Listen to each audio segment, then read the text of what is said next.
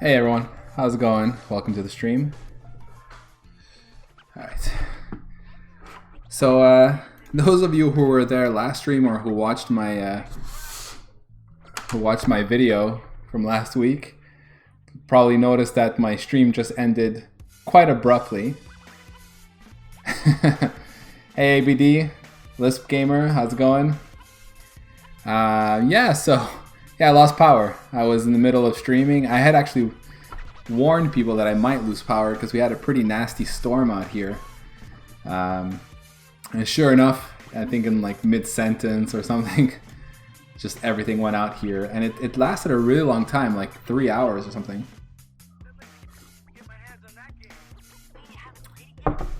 Anyway, thankfully, nothing got damaged or I didn't lose anything, or at least I don't think so. Who knows? Maybe I did. But anyway, it happens. So yeah, there was something I wanted to mention.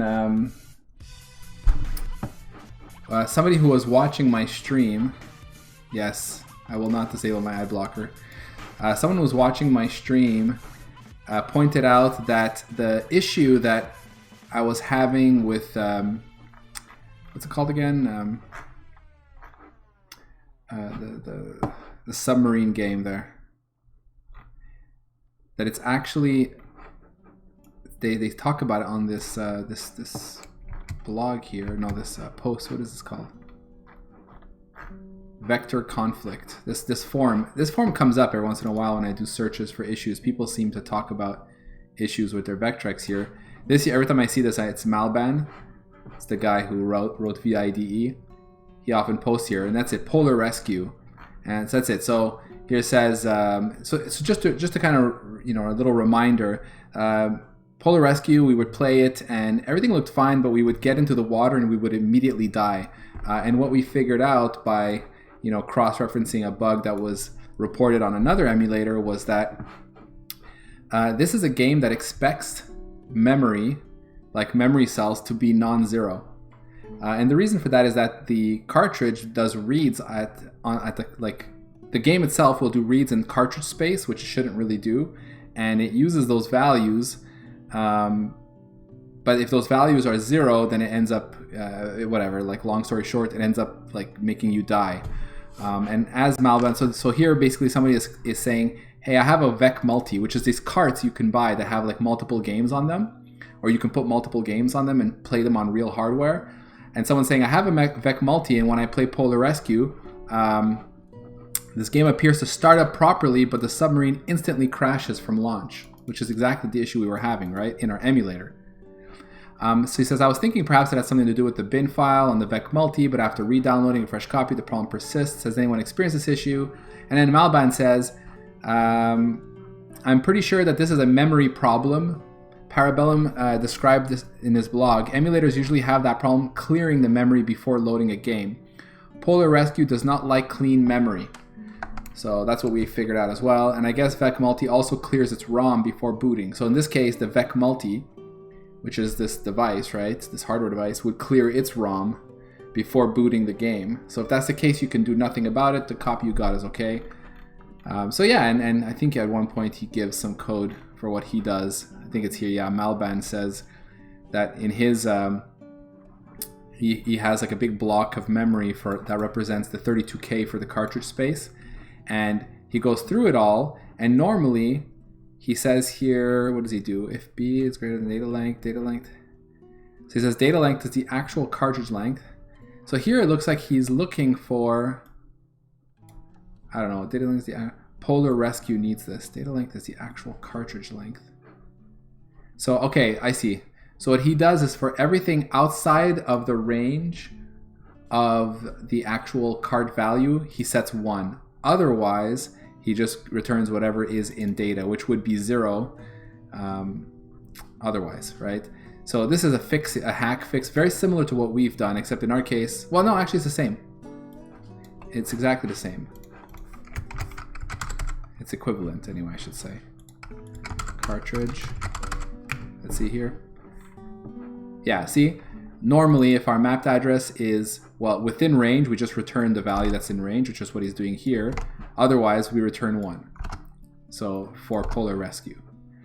So there you go. So somebody just pointed out that this was already talked about on a forum, and there you go. So this is a different source for the same problem. So great.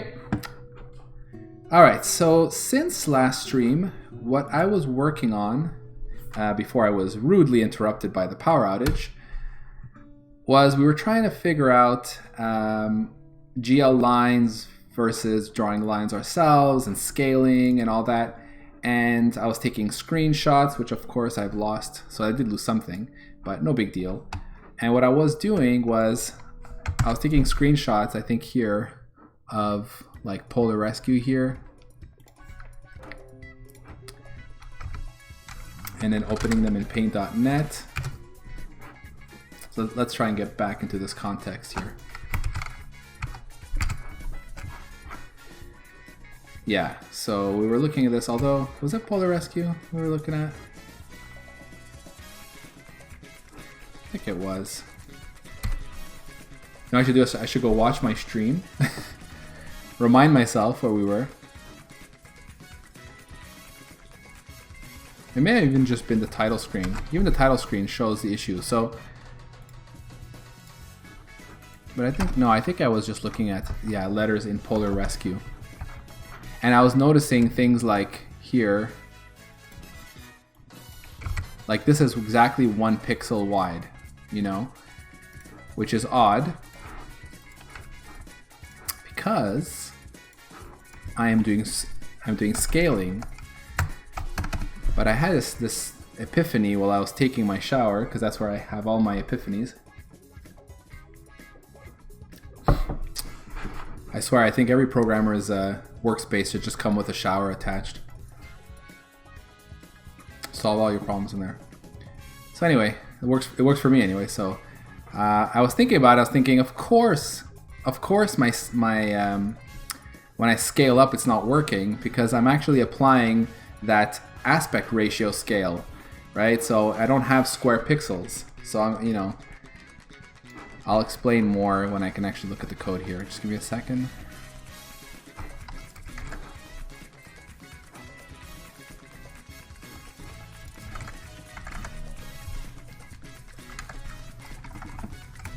Okay, so I had a 1020. Oh yes, I remember now. In my config file,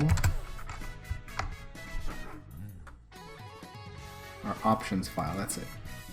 Ah, here we go.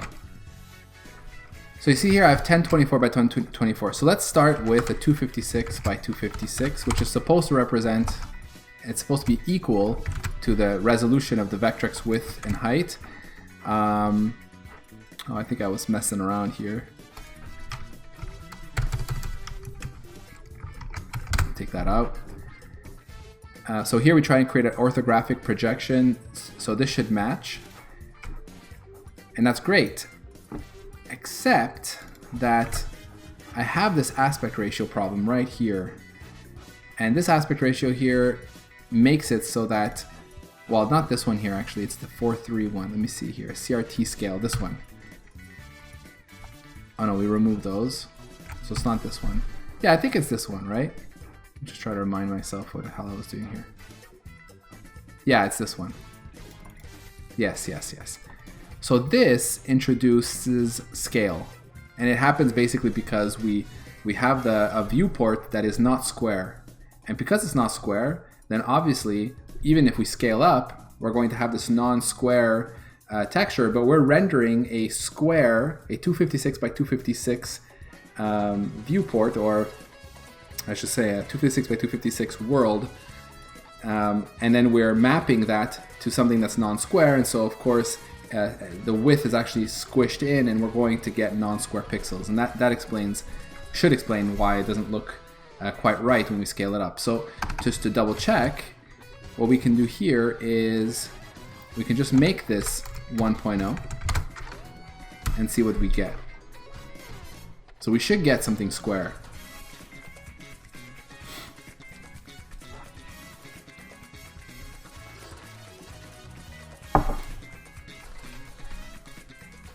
should look stretched.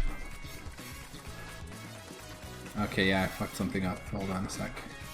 I was messing around with it at some point, so let me just see what I did here.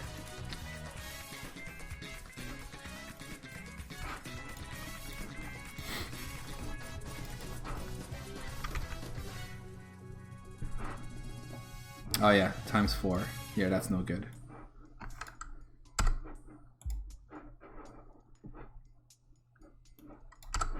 Yeah, let me just remove some of these hacks that I put in here.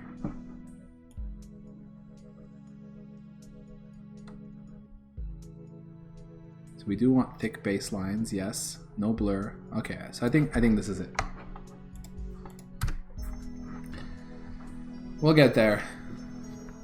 It just sucked because, you know, last stream we were building towards something. We had all this context, all these examples, and I was honing in, and then all of a sudden the power outage, so I lost all that context.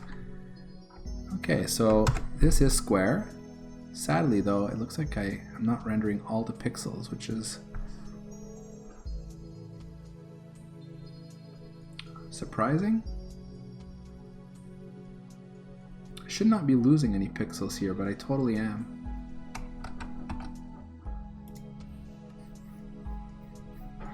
Okay, let me just make sure everything makes sense here. We'll put a breakpoint here. We'll start over here. 256 by 256. So we get a get best fit viewport.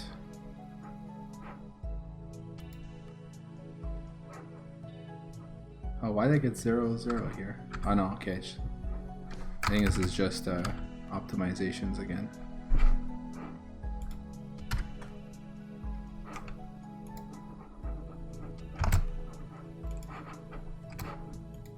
Let me just go to debug for a sec.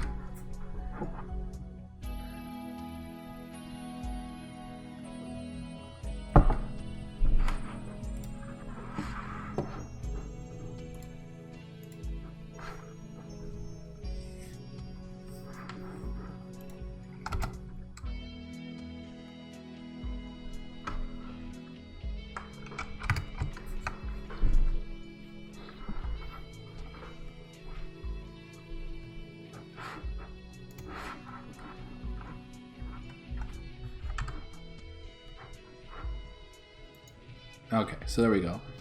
So our viewport is 256 by 256. That's good. CRT height and width should be the same because our scale is now 1. So our projection matrix should be perfect. Okay. And then the next thing is, this should all work. So what is it? Is it our thick lines stuff? This is not possible in debug.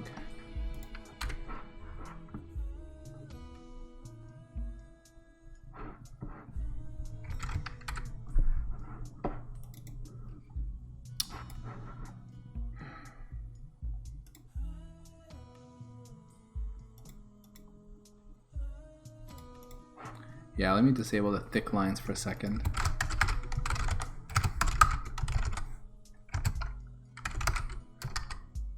No?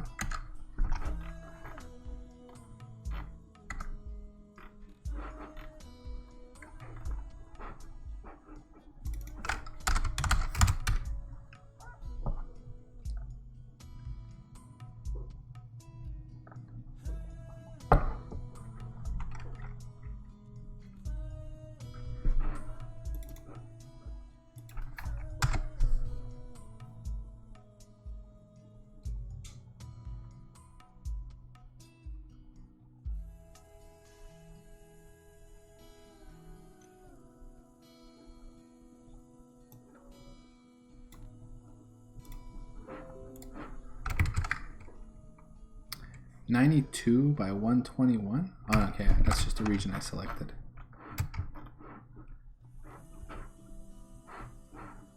Interesting.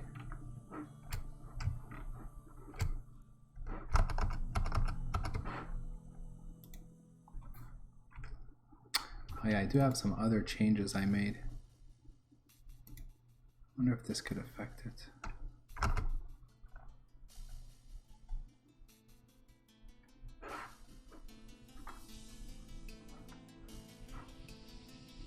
Okay, let's keep this here. I just want to see now if we just double it. Does it actually double the pixels?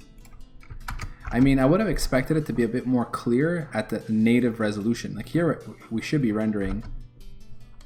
Actually, you know what? I could double check if we're doing that. Oh, you know what I'll do?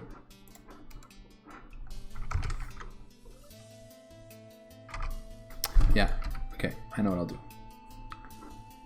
Let's try this. So, print screen.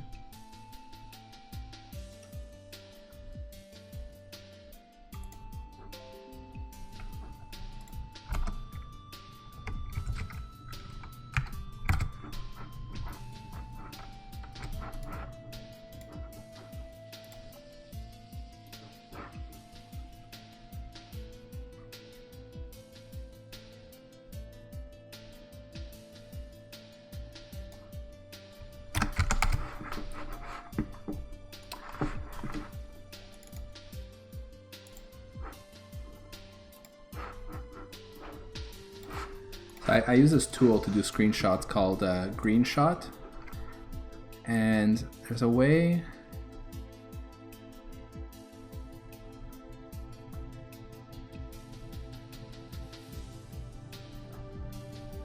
Hold on. There's a way to say use interactive capture mode. I think this is the one. Let me see how this works.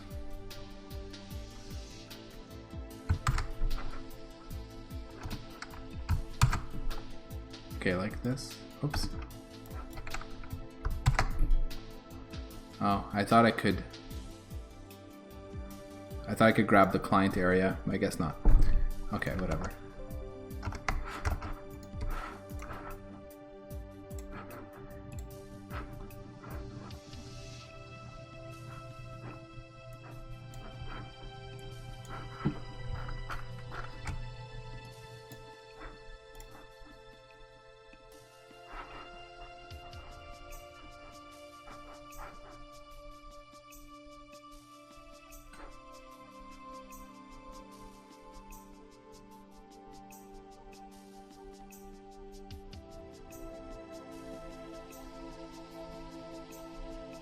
Oh, that's interesting. So I'm trying to select 256 by 256, but I actually have 255 by 256.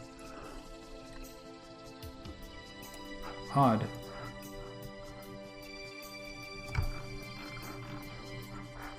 And maybe it's just a border thing from Windows.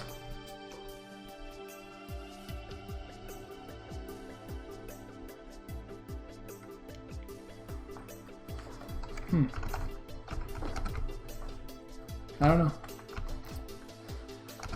Because, you know, 1 pixel could maybe make all the difference here, right? Especially at this resolution. So why would we not be getting the window size we expect?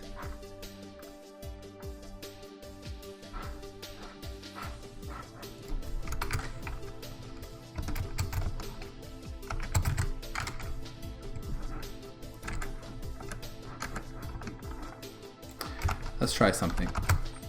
Let's make it 257 in width, just to see.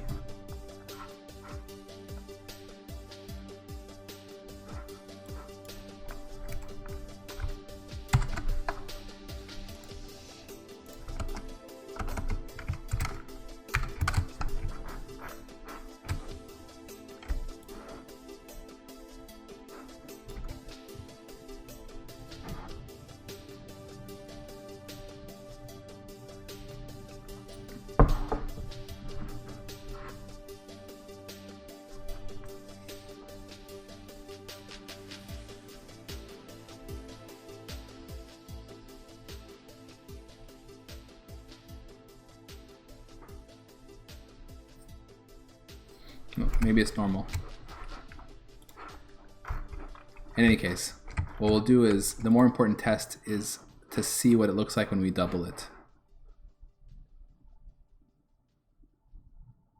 Oh, now I do get 257. What? Strange. What's strange too is that this capture here has a blue border all around this one. I think that's still because it was an active window. So I don't know. This time I did get 257 by 256. Super weird. Try again.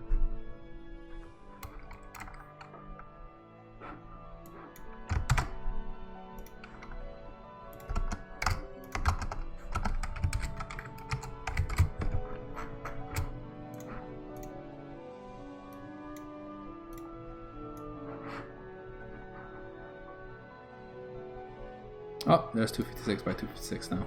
I don't know. Okay, well, anyways, this, okay, let's say this is a good capture. I'm gonna close these other ones here.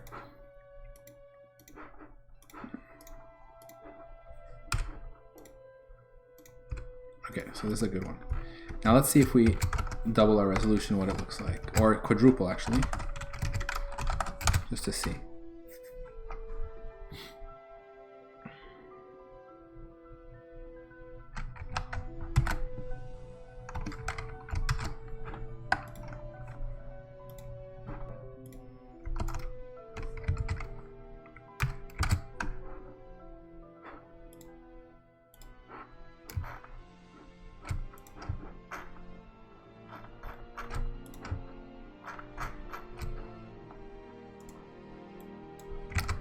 So still 1. Now this is because we're using GL lines.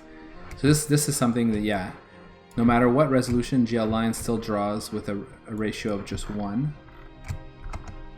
So that's not a huge surprise. Now let's go back to our thick lines. And I'm gonna put this back to 1, a line with normal of 1. Let's see what this looks like.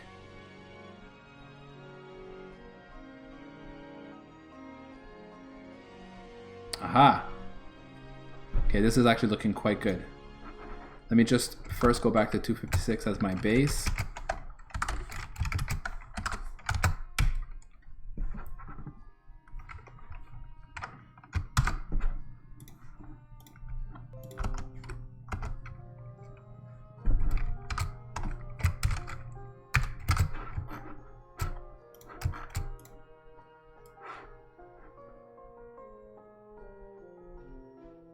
To see this.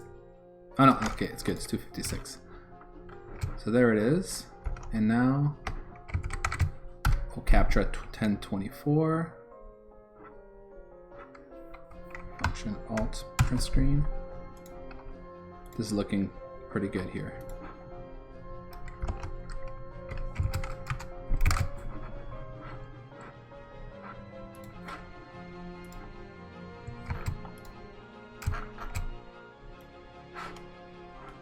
Make sure 1024.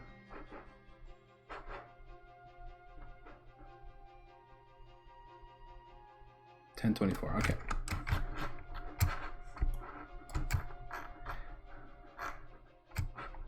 Pencil. All right. This is good. So we can see now that this is 2 pixels wide.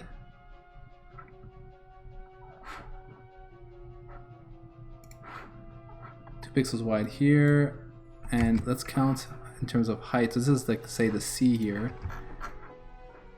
Oh yeah, I shouldn't use the C because I don't have the full resolution of the C, but let's say like the V over here. This is 1 pixel. Quite a few here, eh? But again, not sure we can compare. But at least in terms of width, we now see 1, 2, 3. Interesting.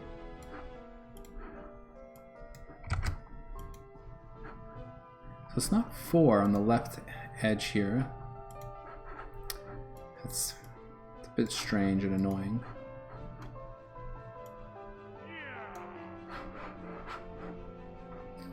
Just got a follower. Sorry, I didn't see it. Oh, info creator. Thanks for the follow, man. Appreciate it.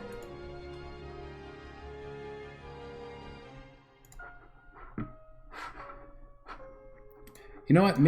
Maybe just we're comparing something way too small. Let me just try 512.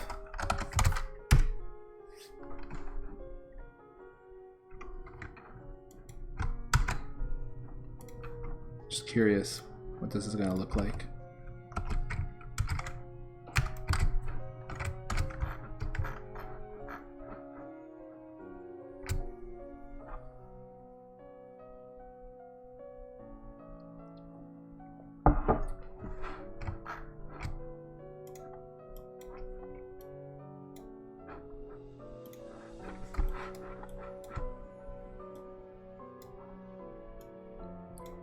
4, 5, 6. 3 here and 6 there. 1 here and 2, 3 here.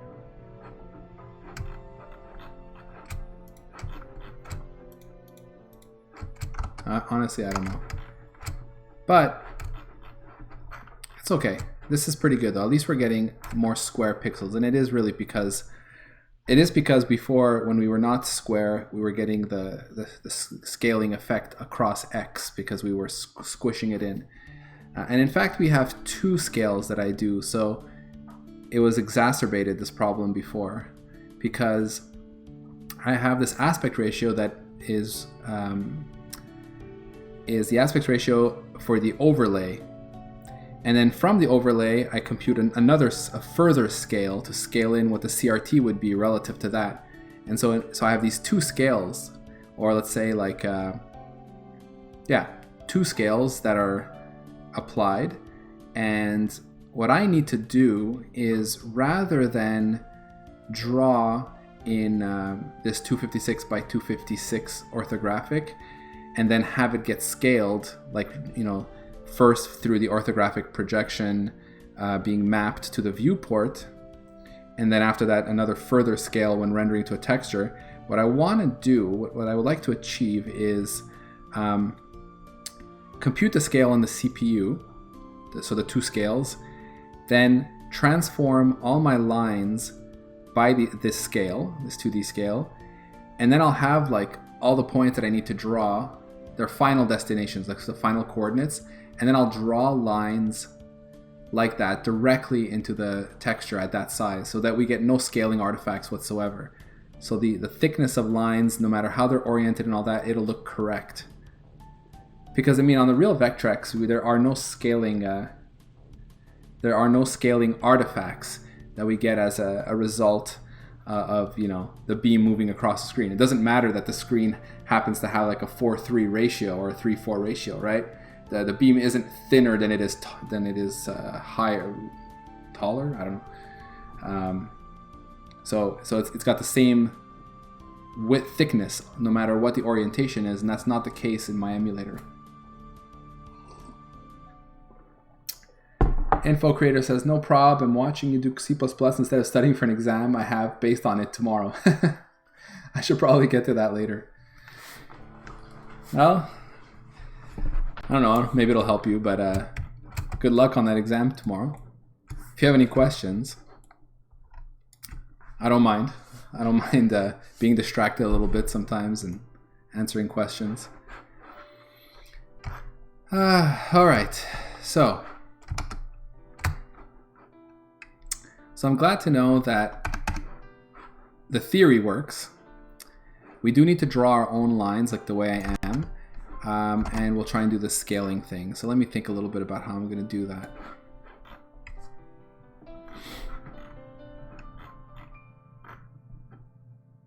And there was also something I wanted to show, since you guys are here.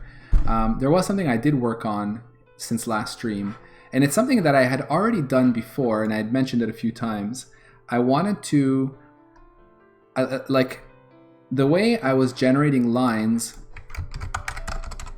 before was cycle by cycle, I would move the beam based on like the velocity or like the integration values for the X and Y for the beam. And I would create these tiny, tiny, tiny segments of lines. And when I mean tiny, I mean really tiny, right? Like sub-pixel sections of lines. And I would literally have thousands of tiny lines to make up one real looking line on the screen. Which of course, not only is it, you know, like, so what I was gonna say is, what I realized was that I thought maybe, this was part of the reason for my bug, like the width bug. I thought maybe what was happening was that these tiny, tiny, tiny lines that I was drawing were not quite rendering correctly, maybe because of quantization or truncation or something happening on the pixel shader side, which is a possibility. Although afterwards, I made some changes and I realized that was not the case, and it kind of makes sense that it's not, because we're using float 32 buffers to draw these lines into, so we shouldn't really have any quantization problems related to this.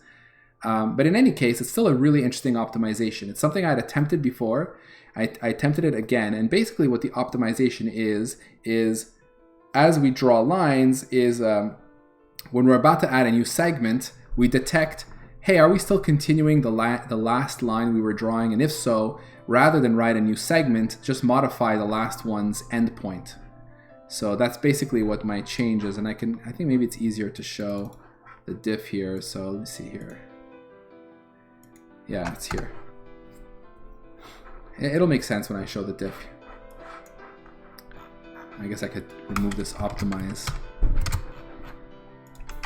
because I debugged it. So what I was doing prior was that, you see here, if drawing is enabled, I would just constantly add, I would emplace back lines, a line here, using the last position that our line was at, the current position, and then some brightness value, right? But this here, last position to position, these were tiny, tiny segments for most straight lines, right?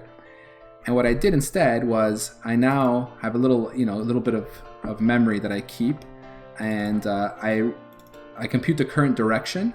I remember the last direction. I also remember whether we were drawing last frame or not, or last cycle, I should say. And then in drawing enabled, if drawing is enabled, if we were drawing last cycle, and so we're drawing this cycle and we were drawing last cycle, so we're still drawing, and the last direction is equal to the current direction. And I also have an extra guard because I don't want to access the back element for the very, very first line. So this was actually happening to me.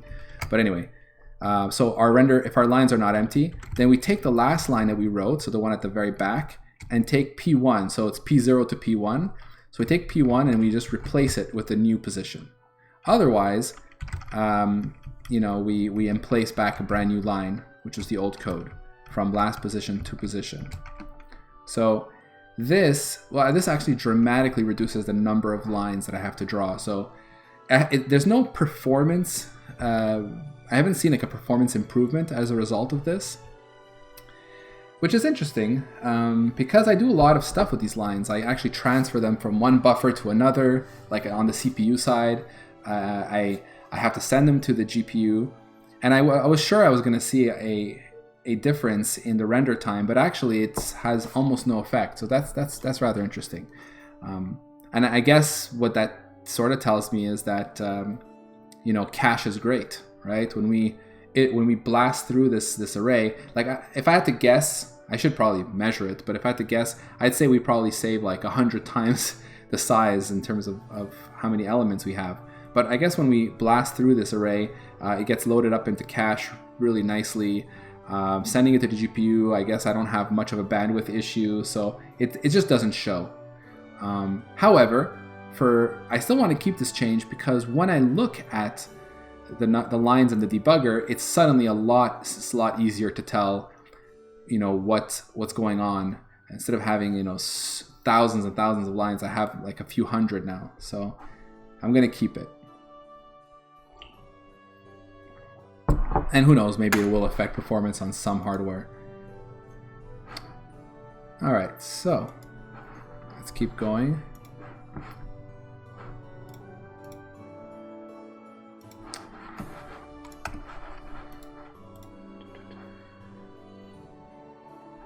Oh yeah, and this thing here. Don't need this. So I had to, in order to do this change, I had to be able to compare my vectors. So I had to add an equals equals. I also had to be able to normalize. Where is my normalization? Up here, to get a direction vector. So I added a normalized and a magnitude function and all that. So that's what this is. So these are all related to the optimization.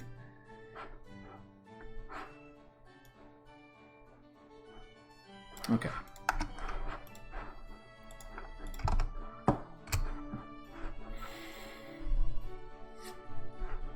So here's an example of what I was saying about, blasting through all my lines and actually building building two vectors of lines from those. I would have expected all of this to have made a difference, But I guess these get dwarfed by other costs. So there you go.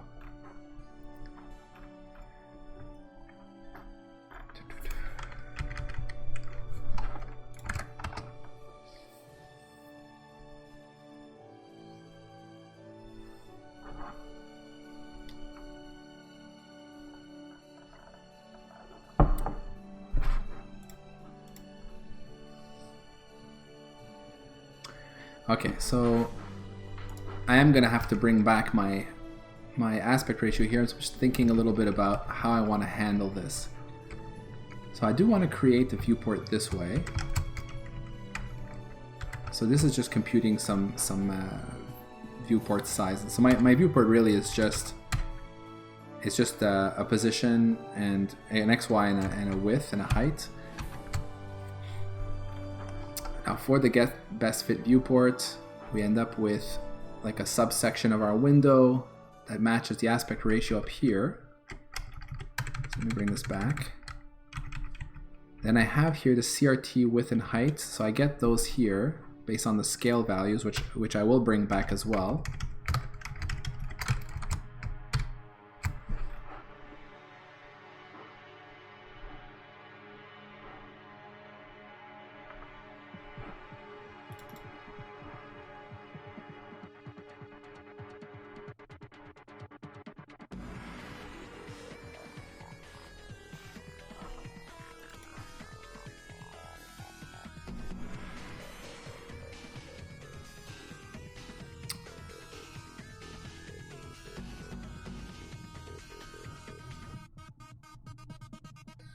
So one thing I'm gonna have to do here is, I think I'm gonna use the size of my buffer for the, let's say, vector's texture here. Like all my rendering that happens into this buffer, I can get the size of this this texture here because I store it. I have here the width and height, so I can use those to figure out my scale factor. So that's good, but I will not bake this into the projection matrix here. So what I want is I want my projection matrix to actually match this the size of these textures here, the ones that I render my lines into. So I call these the vectors textures. So those are the ones I render my vectors to. Lines, vectors, same thing. So what I'm going to do is I'm going to take this. I guess I can leave that here. CRT width. So let's do this. Let's use the CRT width and the CRT height.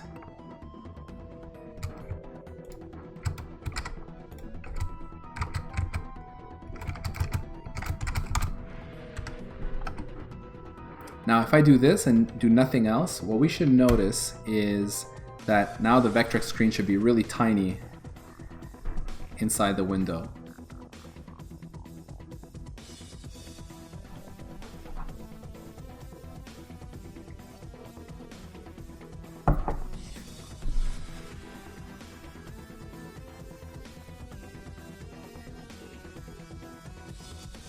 Yeah, perfect. So that's expected. It's now at 256 by 256 in here, and that should be regardless of the size, you see? No matter how I stretch it, because now I need to do the scaling myself. So let's do that. So we do this. To do the scaling,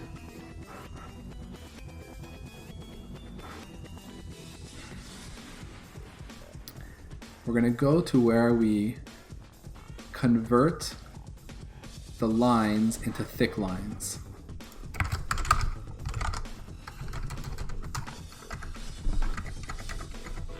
Where's that function again? Here. Create quad vertex array. Should I do it here? I guess I should do it here. Maybe, I don't know. Yeah, let's do it in here. It's questionable whether this is really the right place, but if I don't do it here,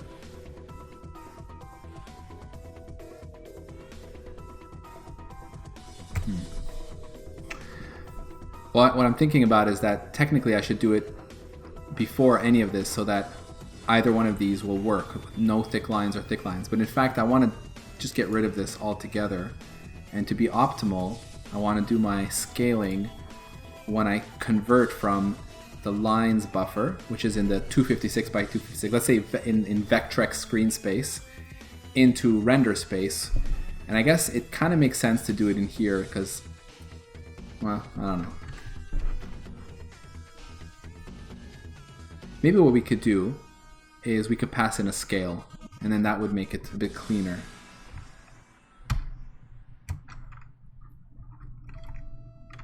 So something like scale X, scale Y, let's say.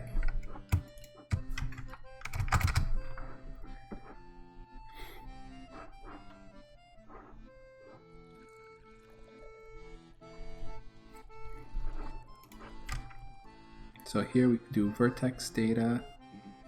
Let me just see what's going on here. P0.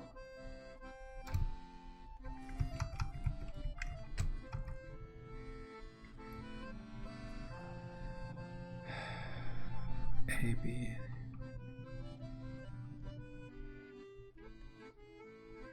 So I guess I could just do it right here or in here. Scale these two and scale these by Y. Okay. Now, let me compute the scale factor here. So the scale factor will be, do they make floats? Yeah. Scale X is the texture's width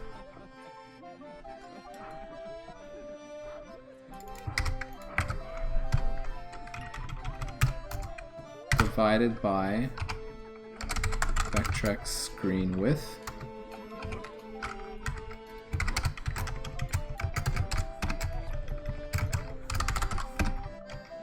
and similarly here. Now these guys are ints, so I might get a warning here. The width is a float. Maybe I'll get a warning. I don't know. We'll see.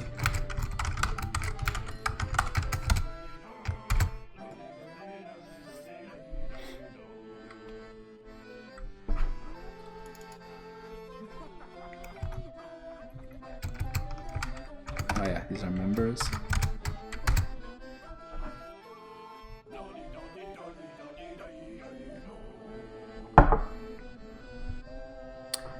And there's my warning for conversion from int to float.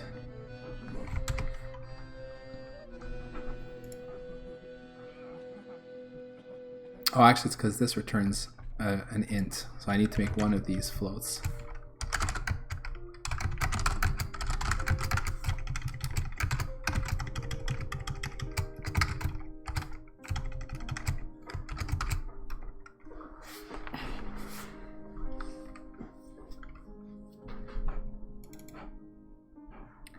Ah yes, and I have the same problem down here.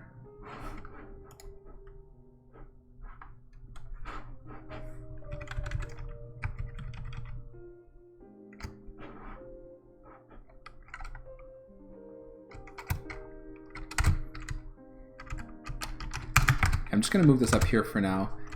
I'm still on the fence about this, so I'm just going to think a little bit about this, but this should compile now. I'll clean it up after. Oh, and I need to pass it in.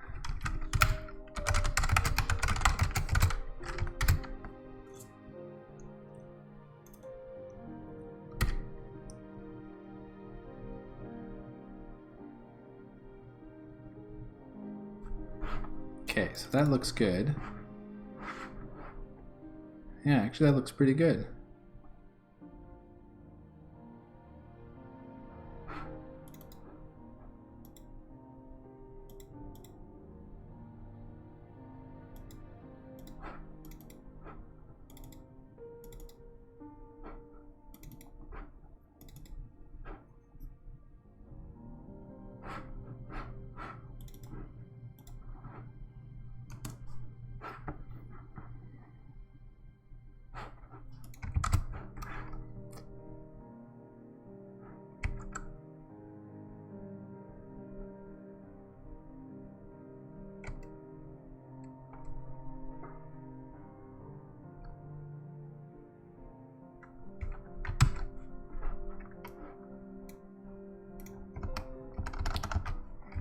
me see. Still looks like it's single. Like, is that unexpected? That's what I want to know here.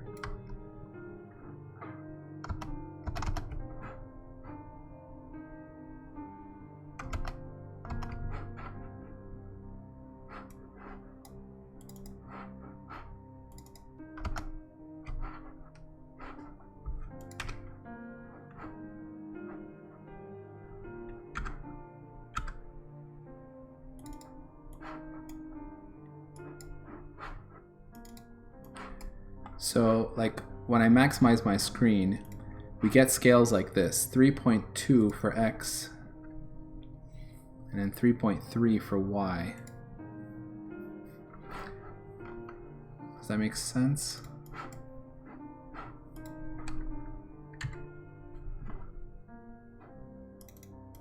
I think so. Let me see.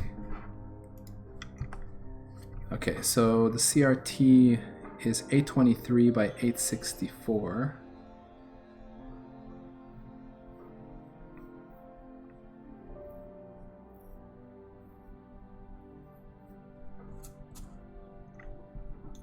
Yeah, so I guess that makes sense.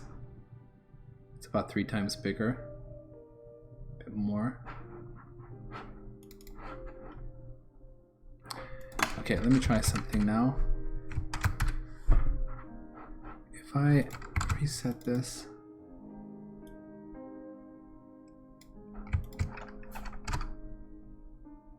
yeah, so that looks,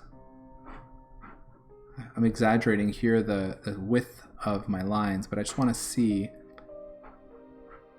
looks fairly square. Yeah, this looks pretty good actually. You see, like, this diagonal line is telling right here. Let me just take a screenshot of this.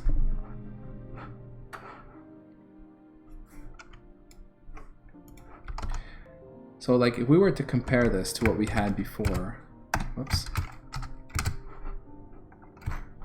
So you see how, like, this is a fully diagonal line here, and you can see, like, how, like, there's a hard cut edge here.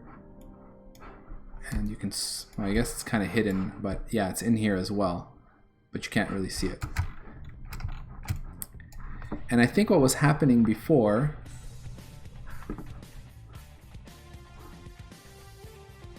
is we would have a more skewed representation for this line due to scaling.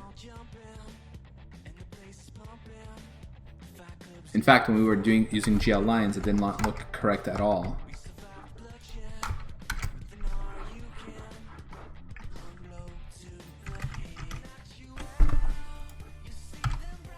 Here, let me, just for completeness, let me put in a scale here as well.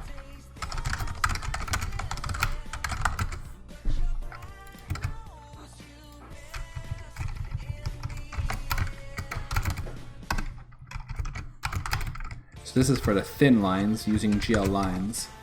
I just want to compare.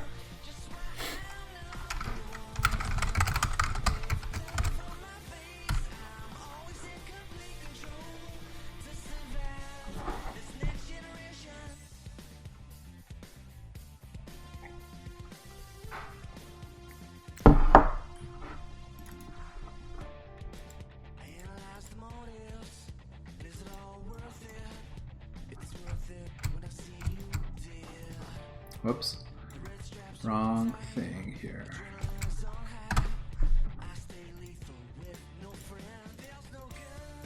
Yeah, so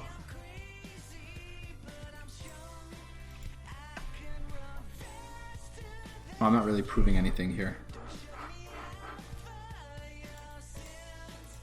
but we still got it able to use GL lines if we wanted to. So this is interesting actually, the difference between using my thick lines rendering with a width of 1 and then trying to use GL lines. And it's interesting because the GL lines actually seems to warp a little bit. If we pay attention to the the 0 up here, it seems to be offset. With GL lines, looks like this.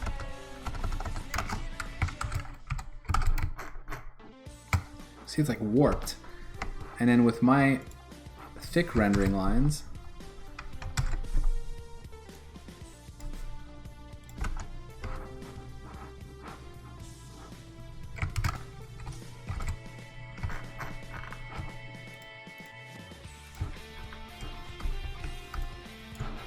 how do I restore these? Oh, there's like no MDI in here? Anyway. It's interesting how like much cleaner this one looks here.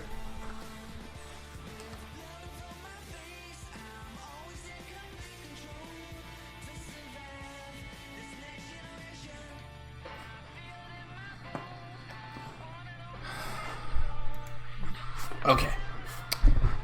But even though there's slight differences, they are very similar, and that's kind of encouraging because it means that we're drawing lines in a similar way, but we have control over the thickness of the lines, which is nice.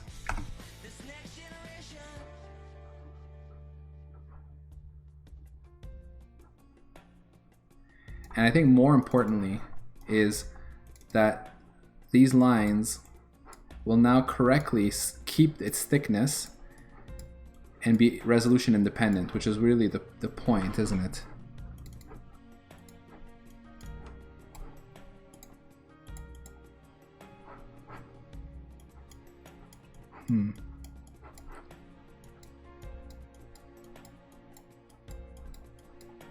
Yeah. It's like if I make this really thick like this, see now it maintains its thickness regardless of the resolution, which is great.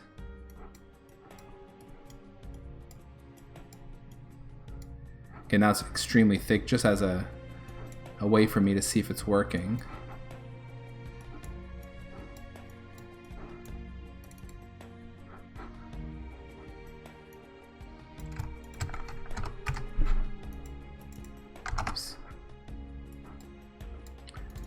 And then if I turn on blur, which uses the same thickness thing, line width for glow.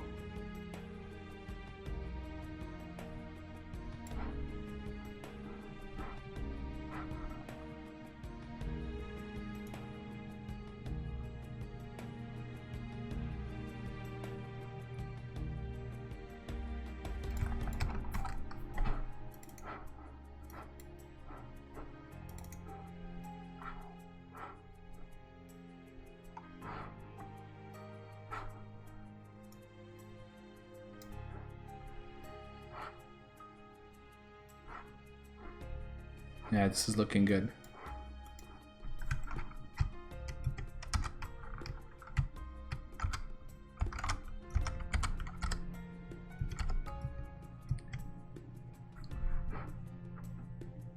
Anyway, I find everything looks much better now. And it's going to be interesting for me to look at this, let's say on my laptop where I have a high DPI monitor, but it should look much better with this. So let's slowly bring back the other changes. Let me think a little bit about how I want to do this.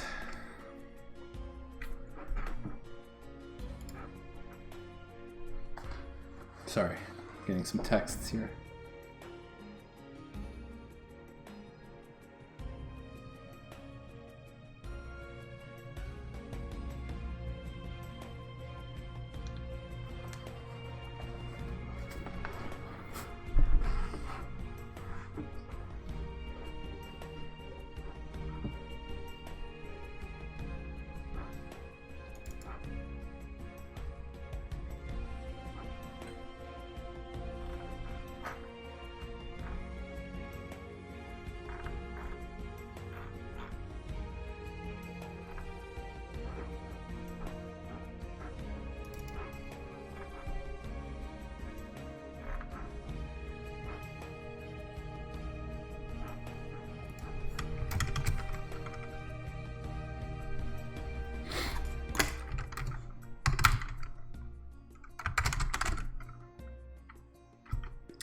say here compute line scale for resolution based on, or say scale, we scale lines based on ratio of Vectrex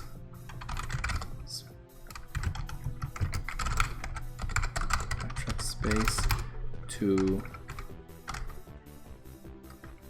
screen space, I guess, or CRT texture space.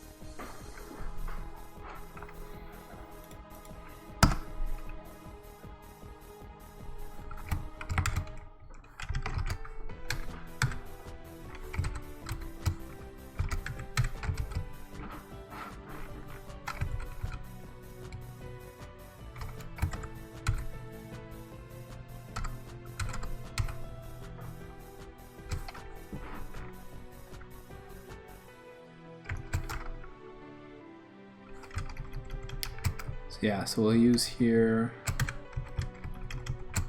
like this.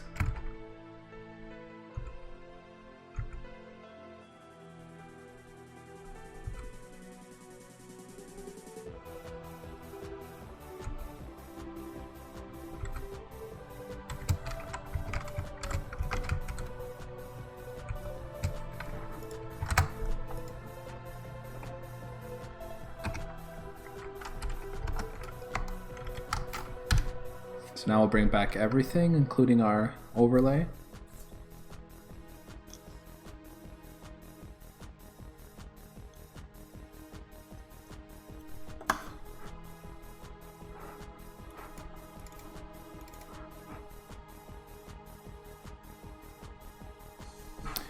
And now based on this, I'm going to retweak my glow because I don't really like these artifacts of the glow. So now that we have something that glows based on the thick lines, it should look, and something that's properly square in size and resolution independent, it should look better now. But I'll do that separately. It's very nice. Let's try a couple other, oops.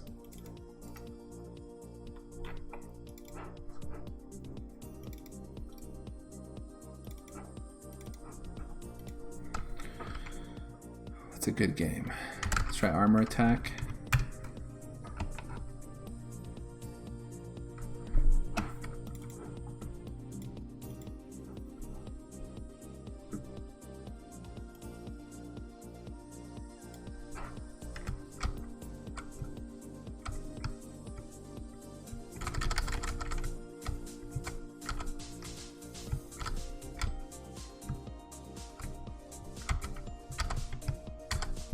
You know what? I can totally tell that the lines look better now. I can see the helicopter, I can see my missile much more clearly than before.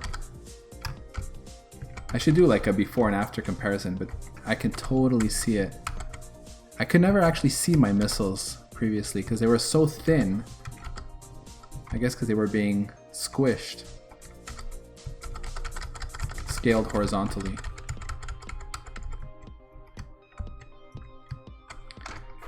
Try something else.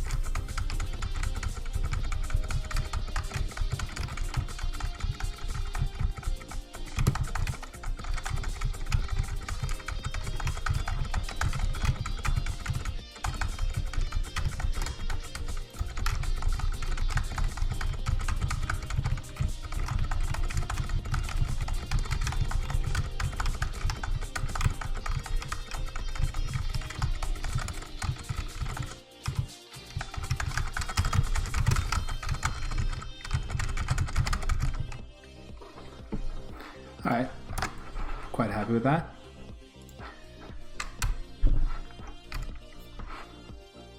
So actually that wasn't as hard as I thought it would be. So that's kind of cool.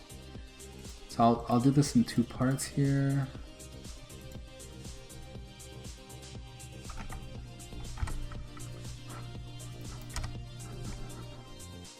I put a little to-do here. I wanted to rename my screen to like CRT controllers because I feel like screen is a bit of a misnomer here. Even though it represents, you know, sort of the screen that, you know, is on the Vectrex, really what I'm talking to when I talk to this thing is the, well, I'll call the CRT controller. It's the part that drives the motors and the beam and all that that's in the screen. So I think CRT controller would be a better name.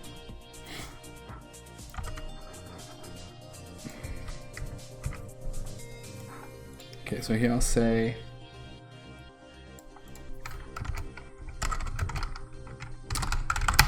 optimize, or I'll say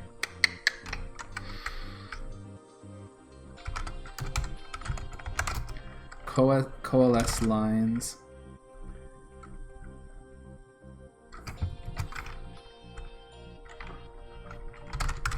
optimize the way we build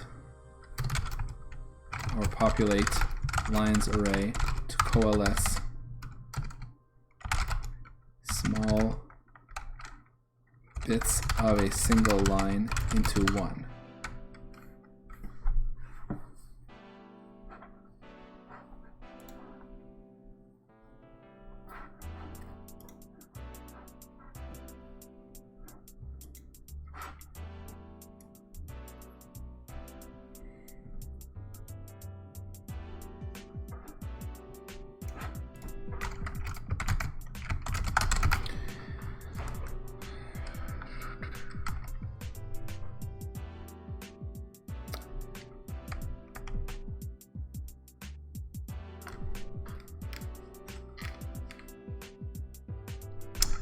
I'll say use thick line baseline rendering by default, and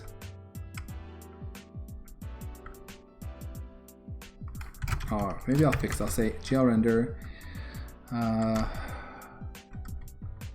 fix rendering to be resolution independent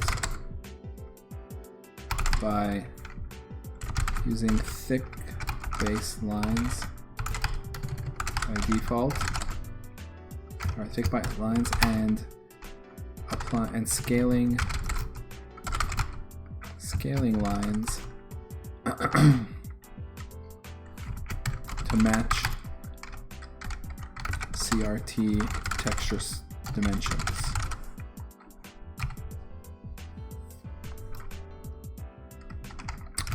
Note that using GL lines doesn't work because, note that GL lines is not resolution independent because it will always render at the same size regardless of resolution. So we draw our own lines instead and make sure to apply scale at the last second rather than rely on GPU texture scaling, which ends up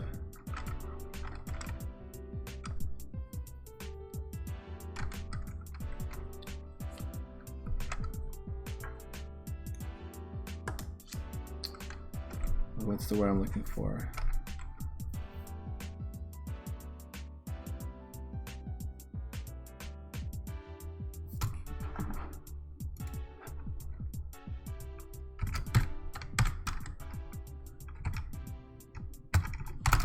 We also apply scale at the last seconds rather than. So I have a question. rely on viewport scaling, which ends up squishing our thick lines horizontally.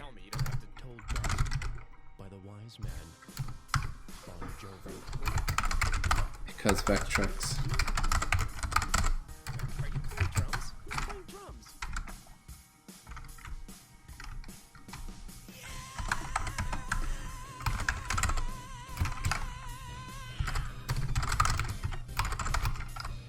Gets scaled to 3:4 aspect ratio.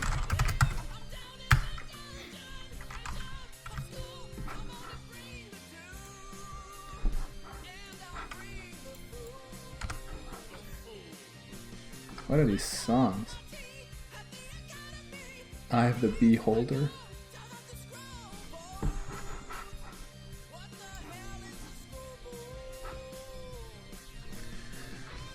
All right, so let's tweak a little bit our glow now that we have this.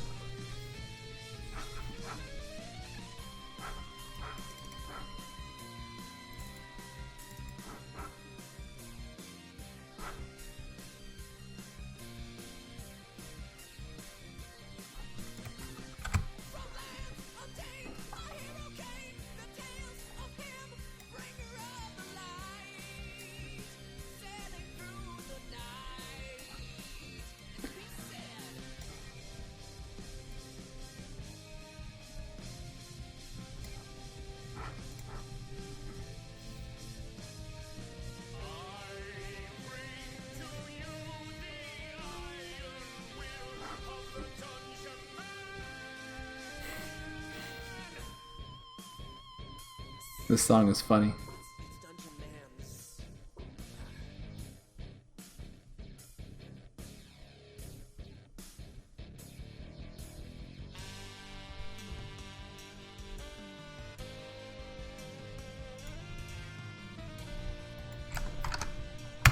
Yeah, maybe like a glow radius of 1 and a line width of 2. So there's no blur, this is what blur.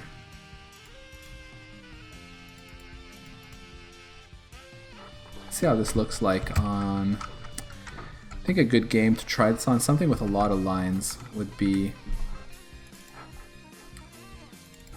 what would it be? Berserk? Berserk is pretty good.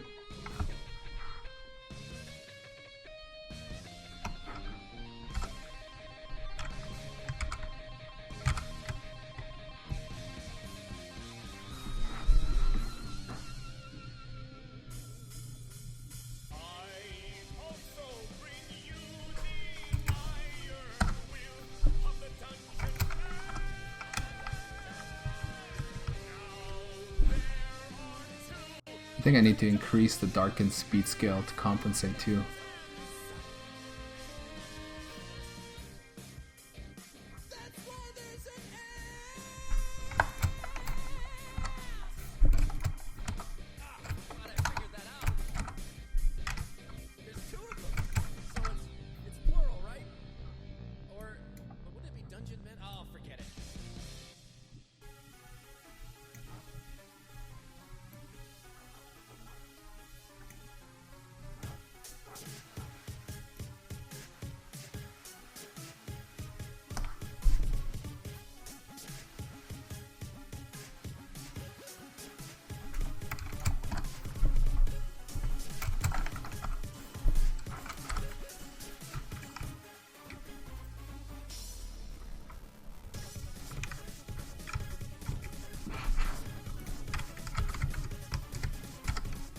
That's way too thick.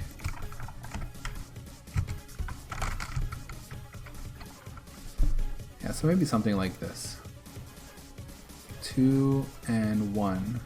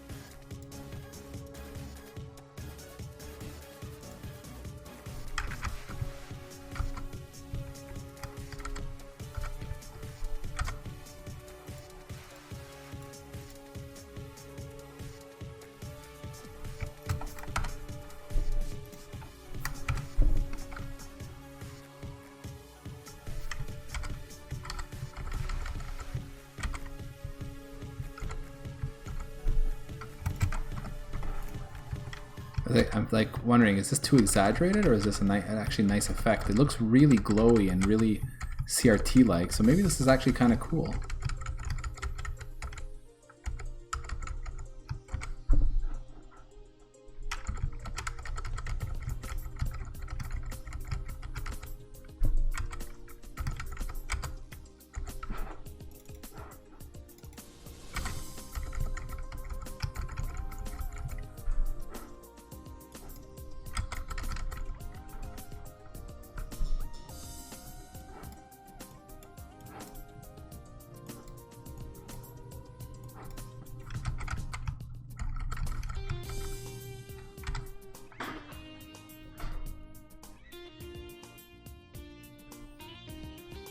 There's something here that's not quite right. Let me just check something here.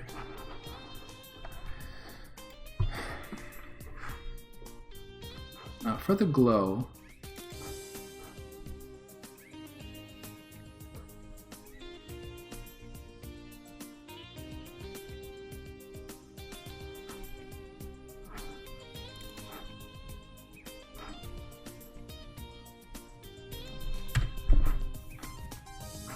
so I have this glow radius that I pass in to my shader, and I call it radius here.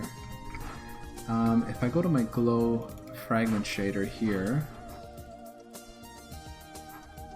resolution, what do I do at resolution again? Because I'm using that to make this one resolution, and I'm doing something weird I think here. Using the min between the output texture's width and height. I should just pick one. Since I'm always keeping the same aspect ratio, this doesn't make much sense. In any case, it should always be... I guess it's always using the width here. Right?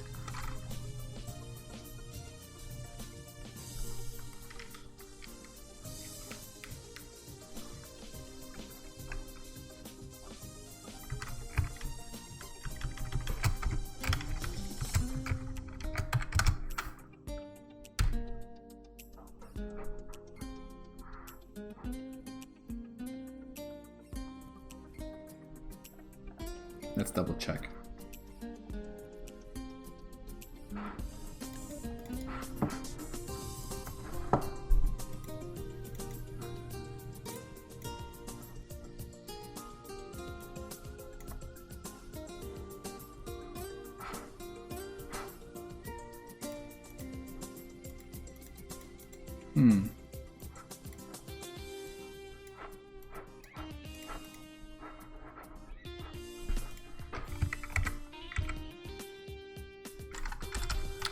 Oh, is it because it's not cast to a float? Okay, that's why.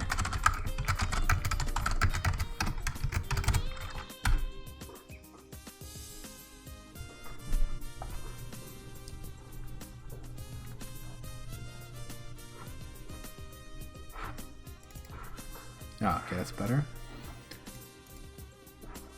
So let me see, we were using a glow radius of 1 and a line width of 3.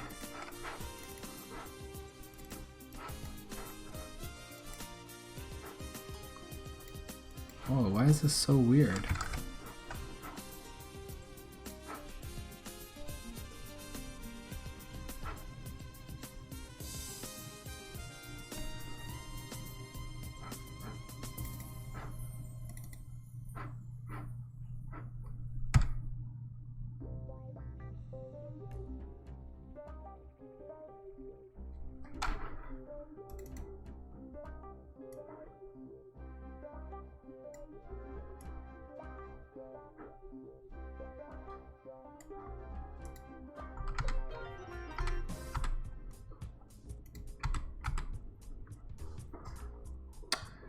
Okay. What's going on here?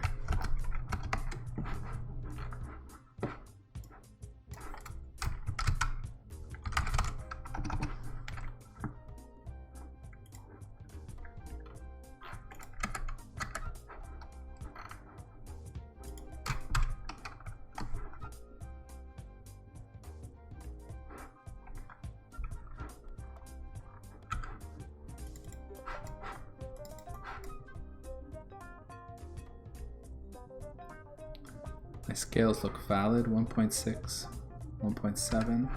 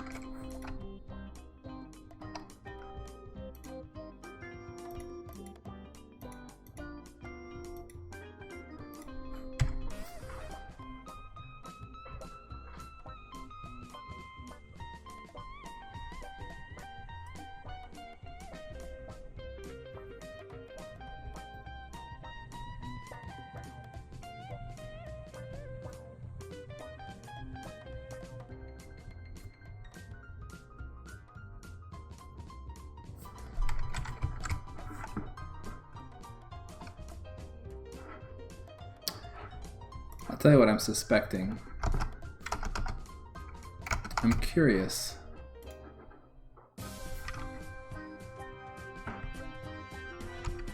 Let me try something.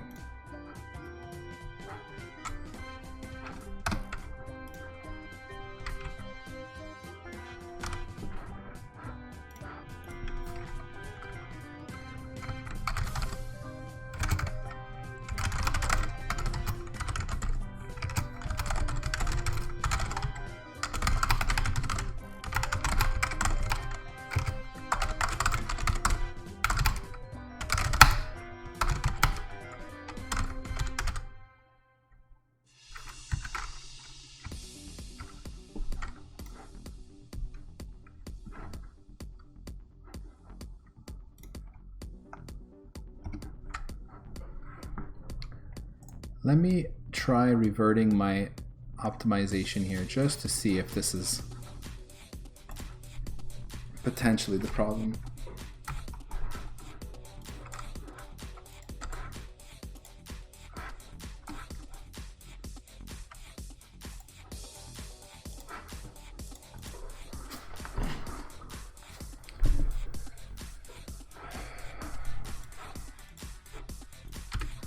It's possible that I have a bug in that code, so just want to rule that out.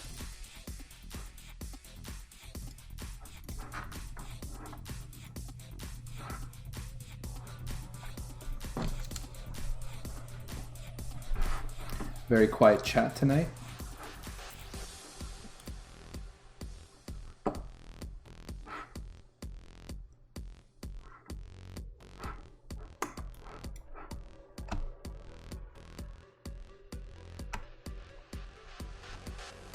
I don't know, same thing. Okay, I guess that's kind of good, so it rules out the optimization. Why am I getting these patchy things when my resolution is a bit smaller? I feel like there's like some integer rounding going on somewhere. Or what could it be? Because now I'm supposed to be drawing at the native resolution. Is there something I'm doing weird? Let me see.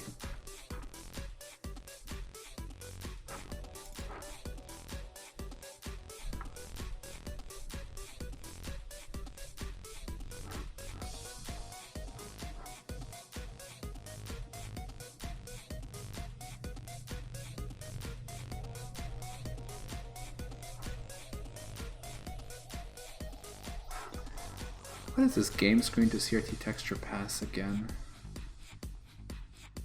Game screen to...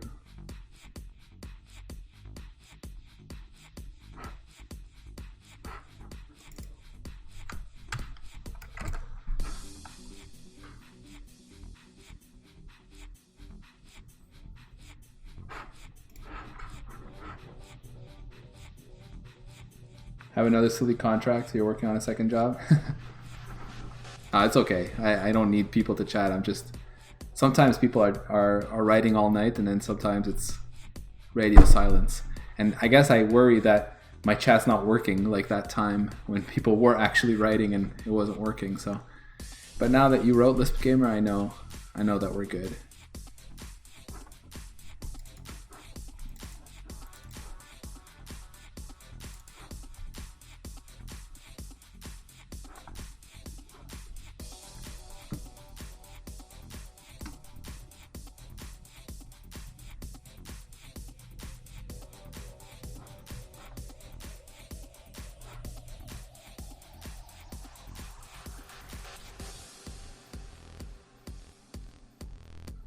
Yeah, I have a bit of a misnomer here.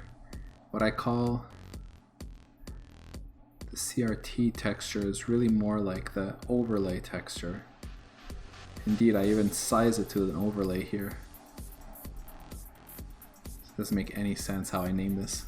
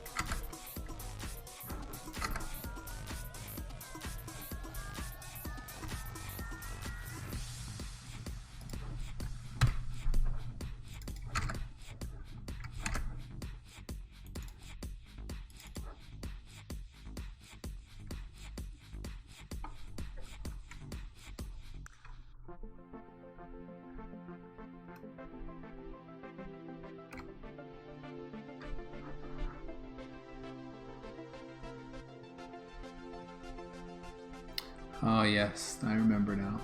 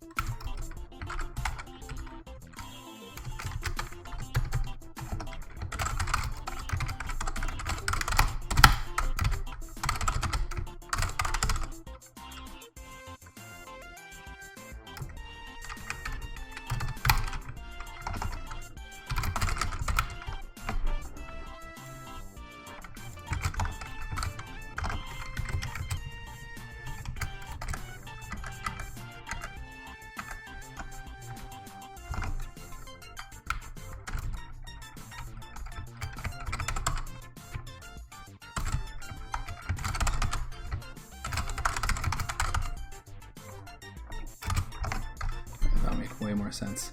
But in any case, this looks like it's doing the right thing. I'm gonna use what's it called again? Render doc. I want to see what sizes I'm getting.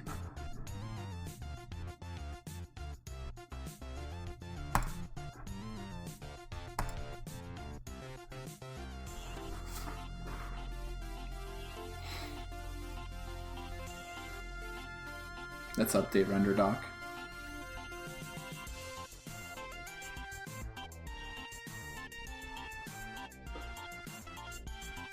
They had a 1.0 release not too long ago, so I already installed that on my laptop. I just want to make sure we're using the latest version here.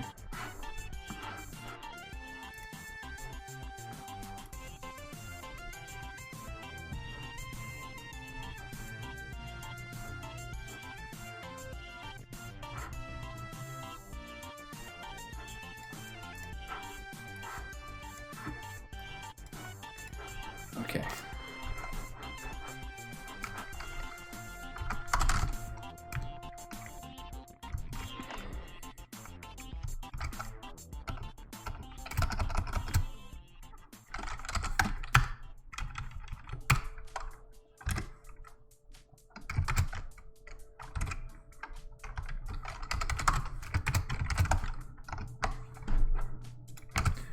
Let's execute Vectrexy like this. And it's F12, is it? To grab a frame. Let me just wait till I get that screen.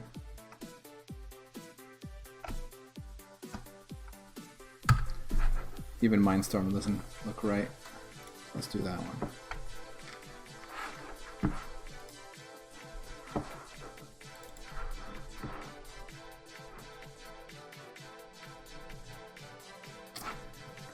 Actually, to make this a little bit simpler,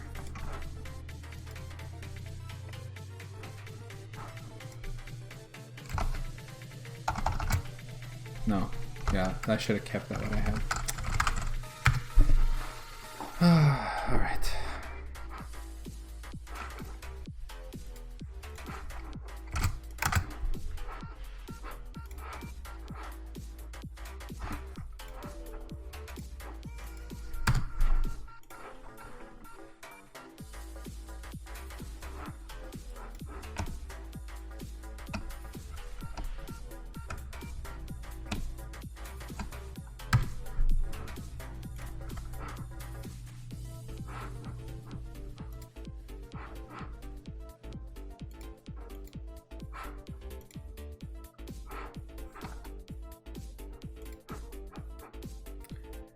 Okay, so this here we can see clearly where we're missing our lines. Now this is 371 by 389, so let me see if this makes some sense in terms of scale.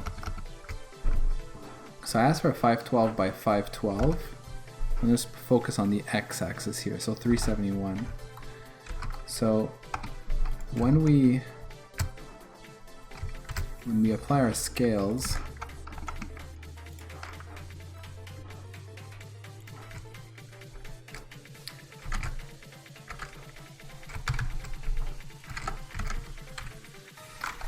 okay, so let's see here.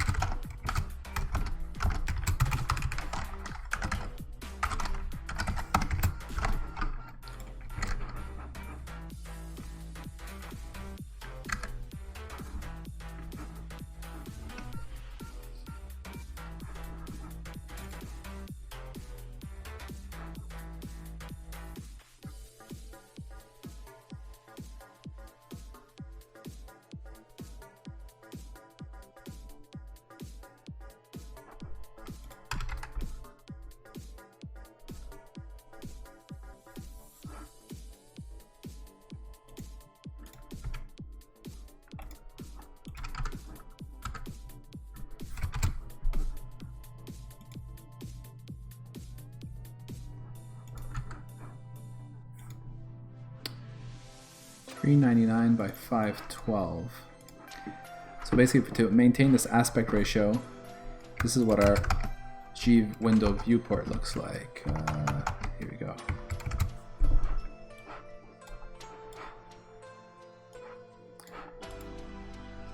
So you see what happens is that it wants to offset in X by 56, and it reduces the width to 399. And what happens is that we take that 399 and we multiply it by the scale.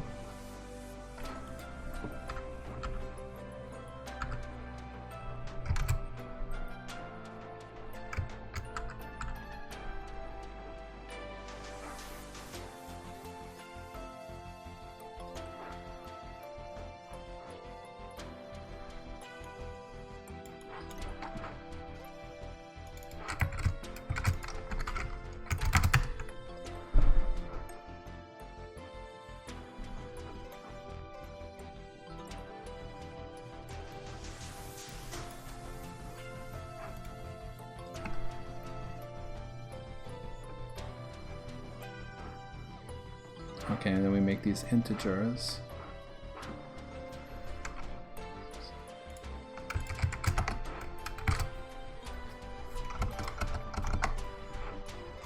$371 by $389. Okay, so that does correspond to the integer values for this. 371 by 389. So line textures.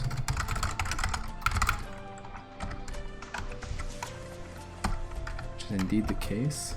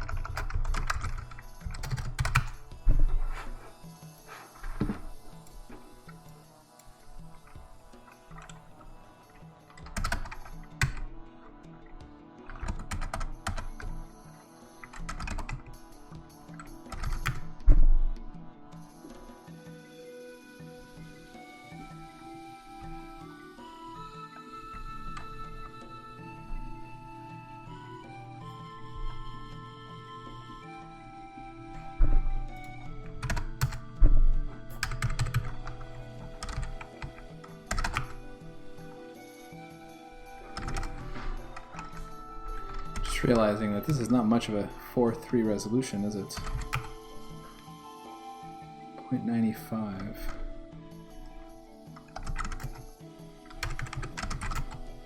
$75.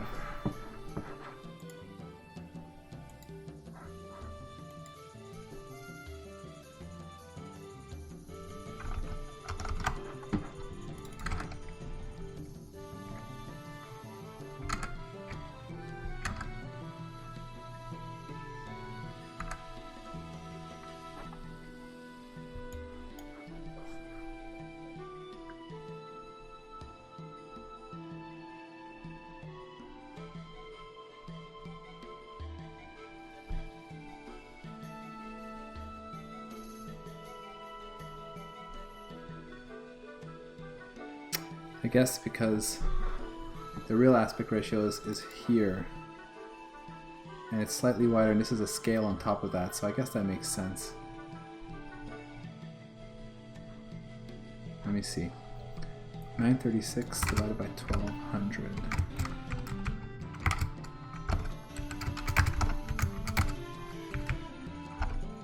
Now if we take this times CRT scale here,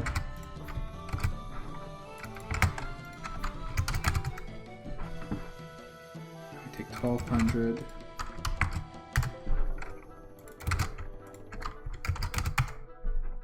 Now we get 870 by 912.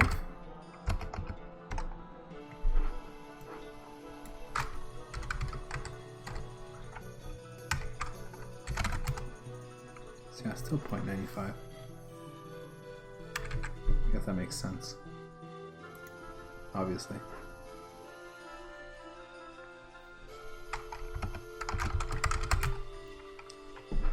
$936.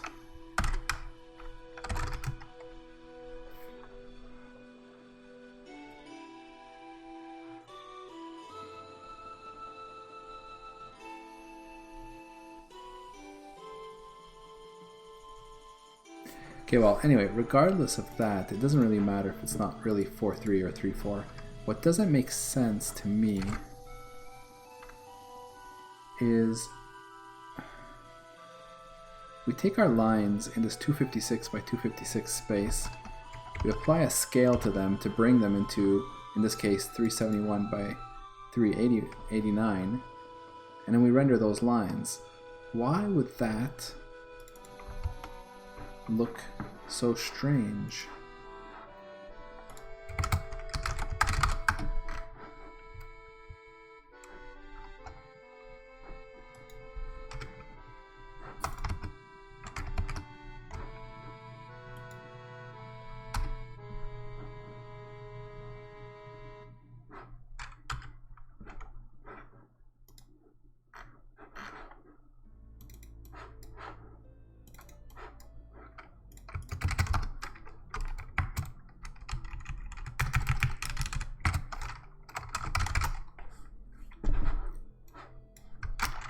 .371 divided by 256.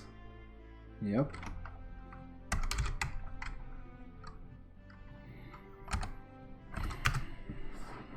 Okay.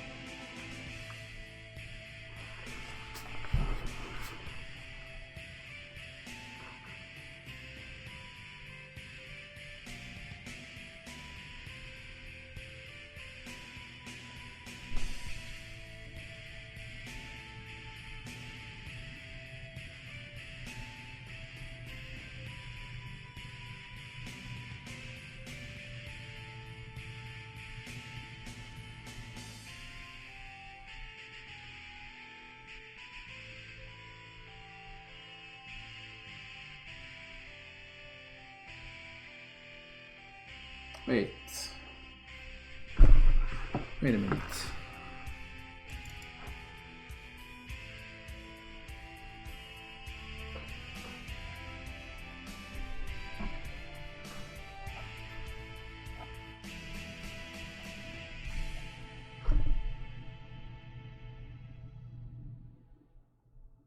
I think I know what's going on here. I actually did not make this resolution independent just yet. I need to scale the line width as well. Like if we assume, let's say 1.0 at 256 by 256, we need to then make the line wider as we increase the size of the texture, so that it actually has the same width at different resolutions. So I scaled the positions of my points, but not the width of the line. So that makes more sense, I think.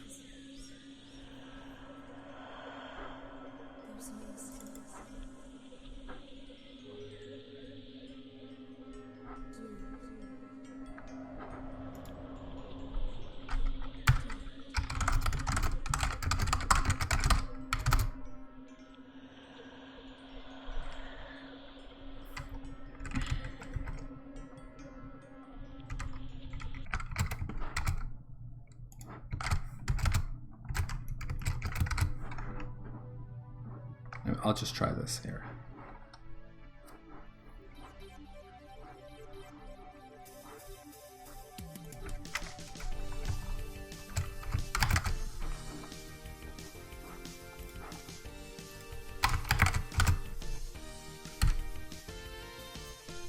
now they should be really, really thick.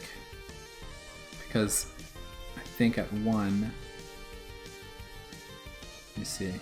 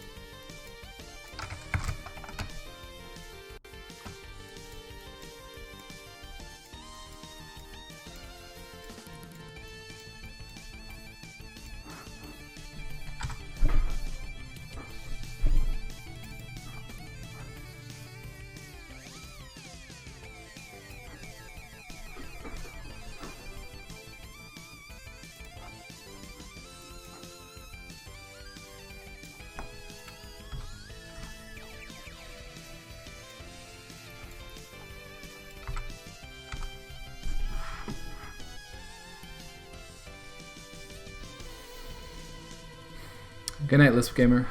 Thanks for hanging out.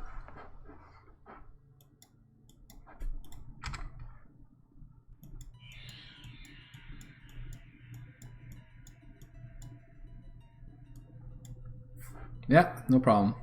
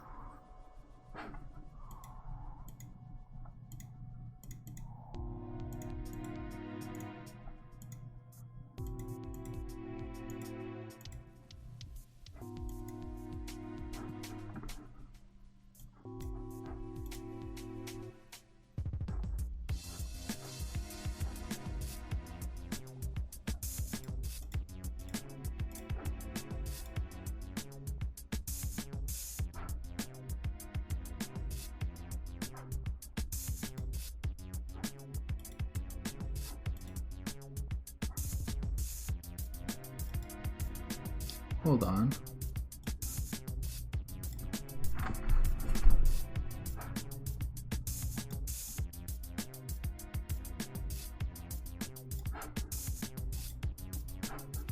So here we don't see the L nor the left side of the E, but we see them in the mesh output.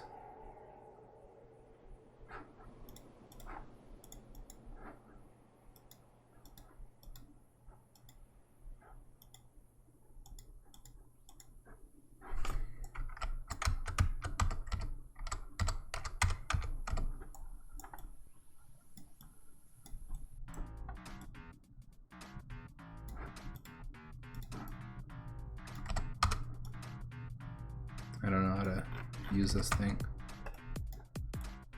but that's odd.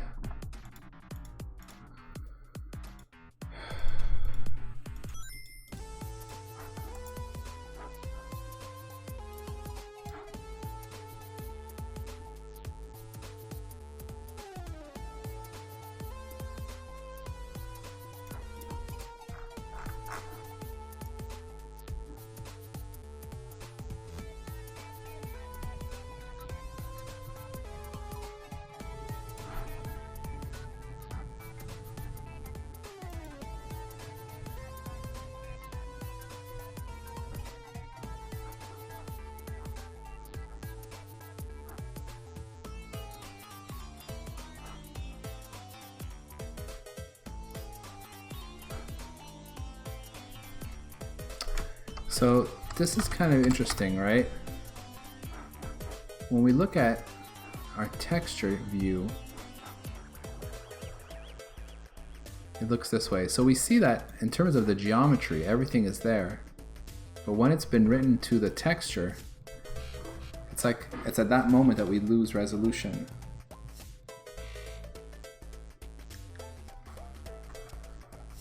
Maybe it is just how could this be? I mean, I don't expect it to be black.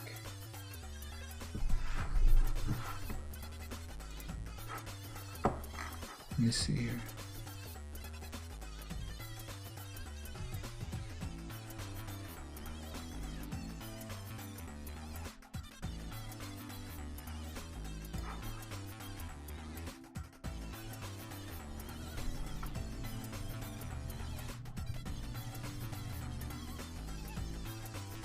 One thing I don't understand here, oh no, here, okay. My vertex positions look right. Now the GL position, this is in clip space. This -1 to 1. Yeah, this looks alright.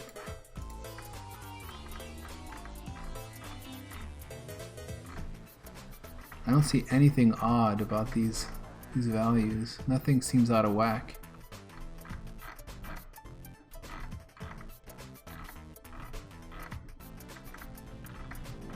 I'm wondering if I passed in some invalid value, but I think it would show me. Yeah, and like I said, here looks right. I wish I could like zoom in properly. There must be a way to navigate in here.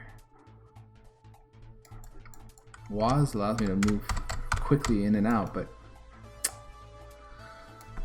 I can't use the middle mouse or anything, the usual things to move around.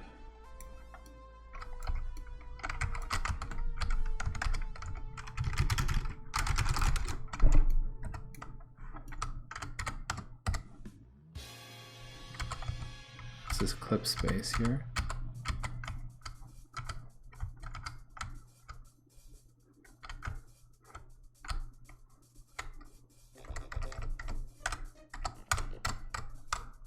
In any case, looks good here. So what would make it not write correctly into the texture? It's an RGB, it's an R32, G32, B32 float.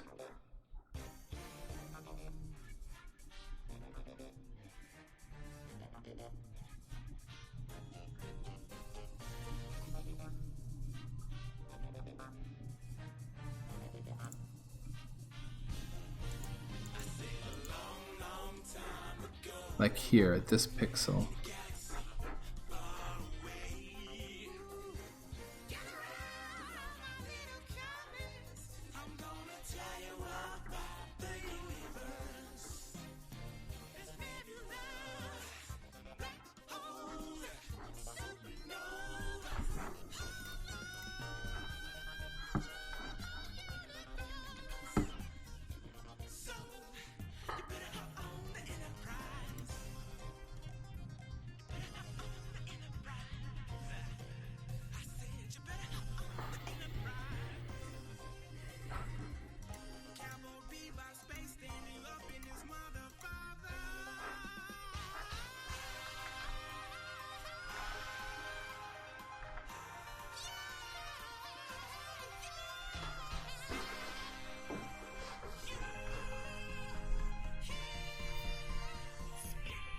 Well, I'm a bit at a loss here.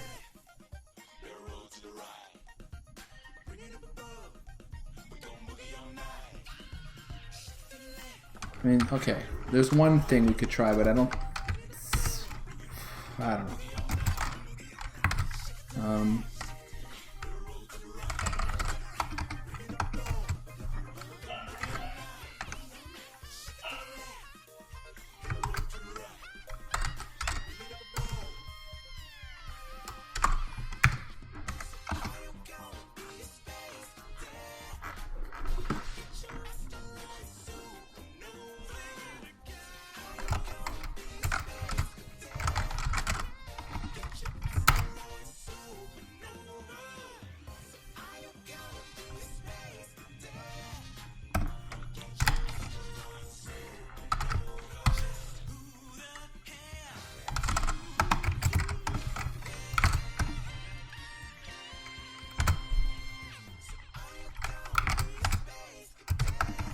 Let's just try linear filtering just to see if that makes a difference. But the thing is, we shouldn't be having any scaling, but you know.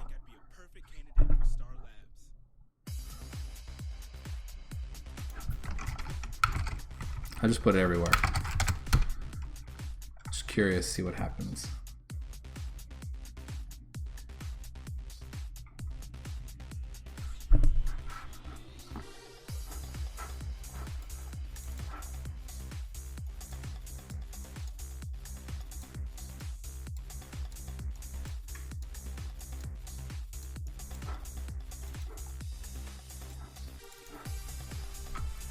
That does not seem to make any difference.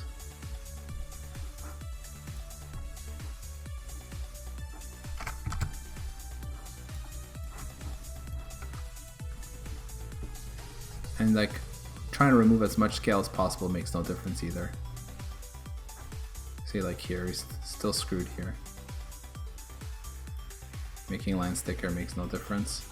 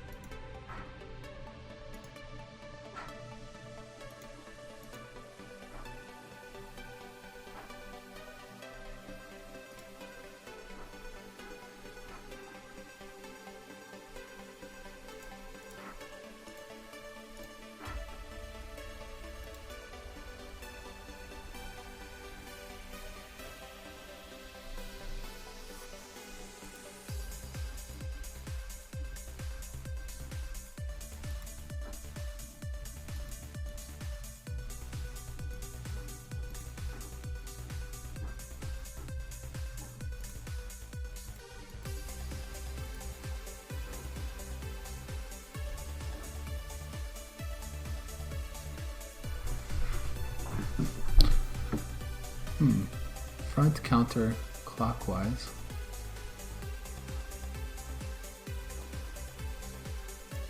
Didn't realize I had counterclockwise enabled.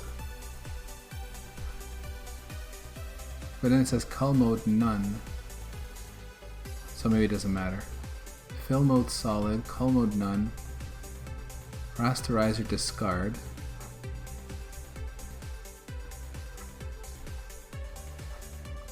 Clip setup. No depth, no scissor. Point size and line width are 1. Multi-sample.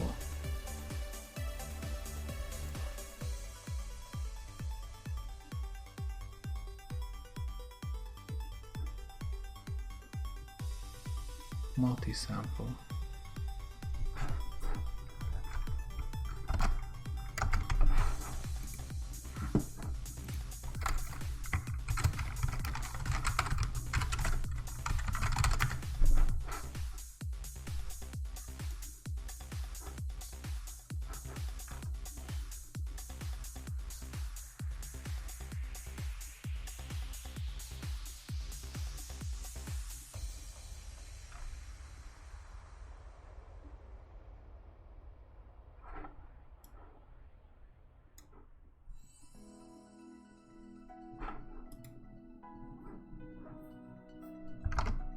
wonder, is there something like that? It's getting in the way?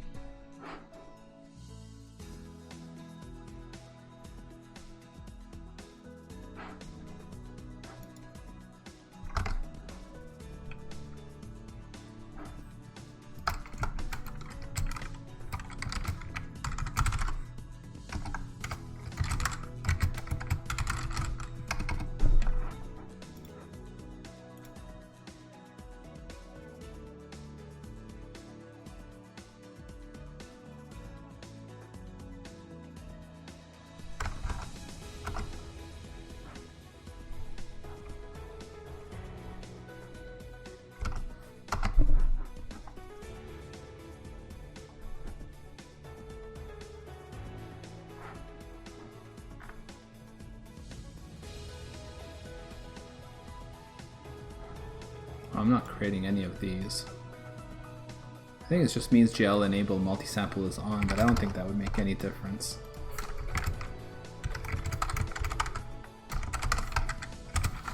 And if I'm not creating multi-sample buffers, who cares?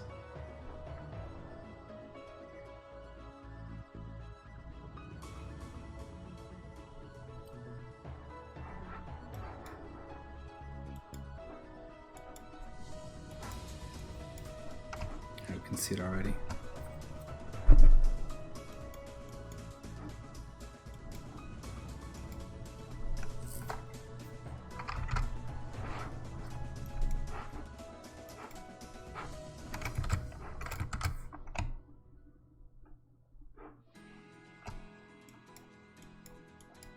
I mean, there's a part of me wondering whether I should bother, but it does kind of feel strange how there's just so many pixels that are lost.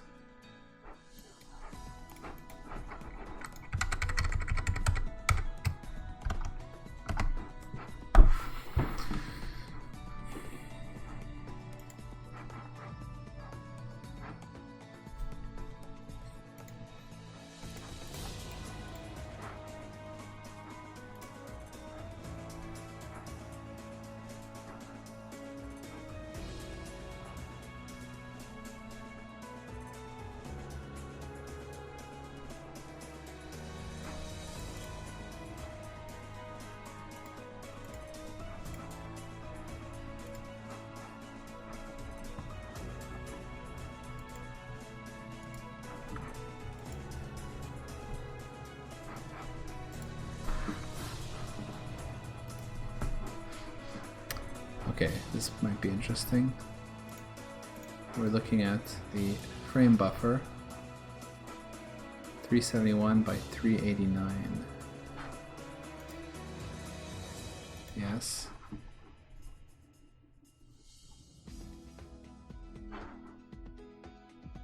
No blend enabled. We are writing. Depth is disabled.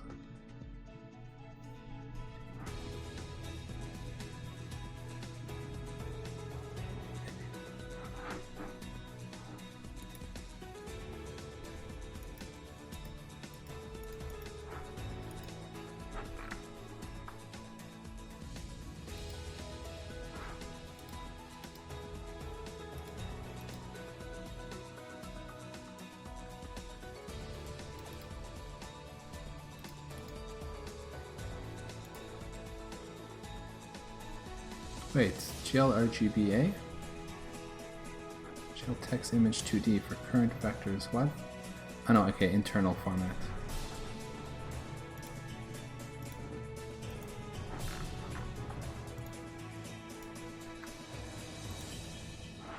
Oh, I guess it tracks every single time because I'm doing GL object label over and over.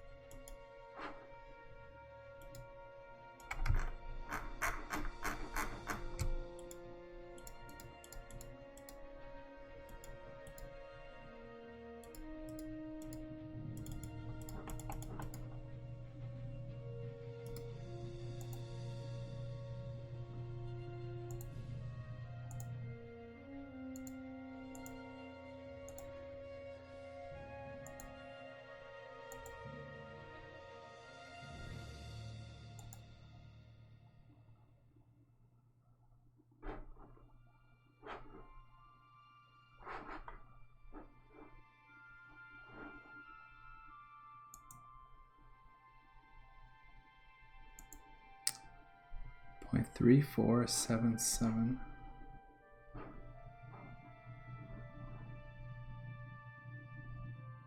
Point 3477.6915.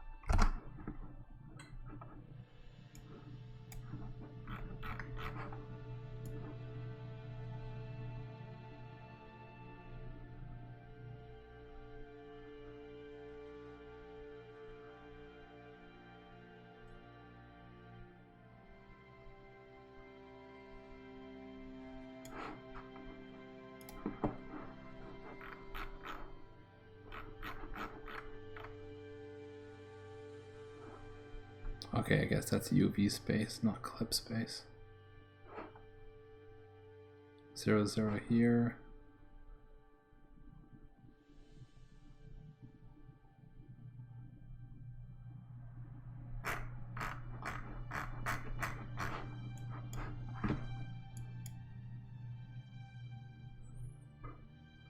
Why don't I get 1, 1 in the corner?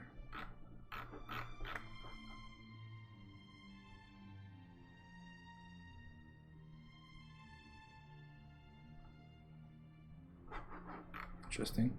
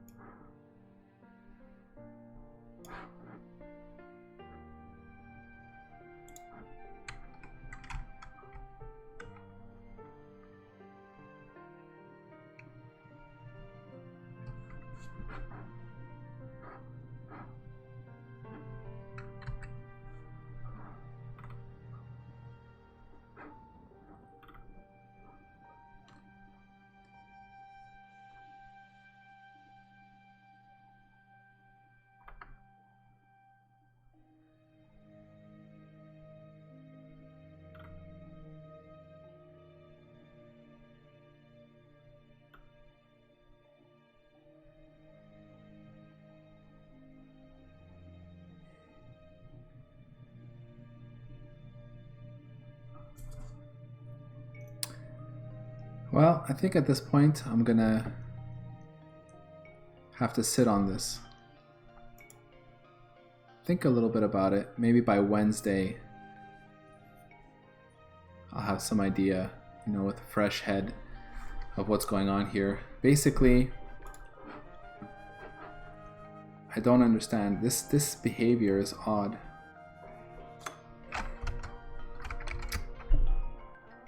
What's even more weird about it is that, you know, if we go back, okay, so it's not this here. It's not any of this here.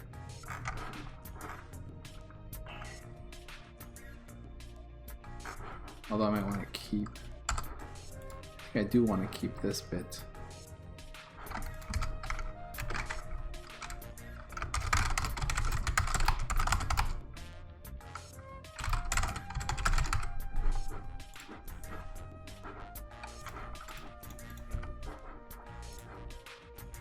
Just gonna try one more thing.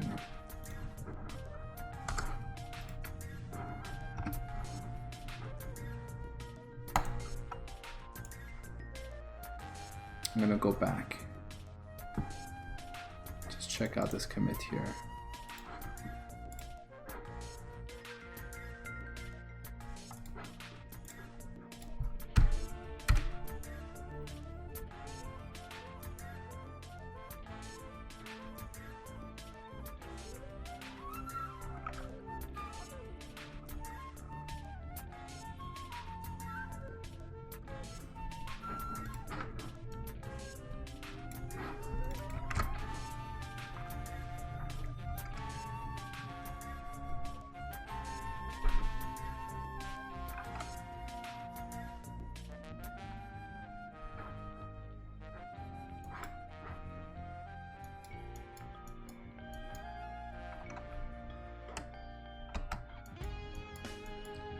Okay, so this bug existed even prior.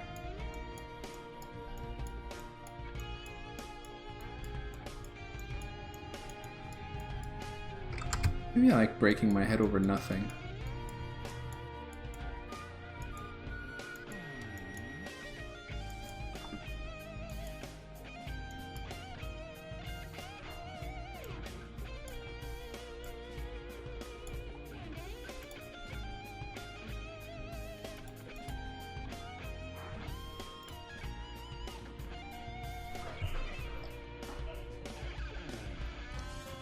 I guess it's just that I'd like to understand what is this phenomenon. I mean, if we look at, again, you know, if we look at our mesh, it looks like the info is there. So why is it that when we rasterize this, when we shade it into the texture, it looks like this?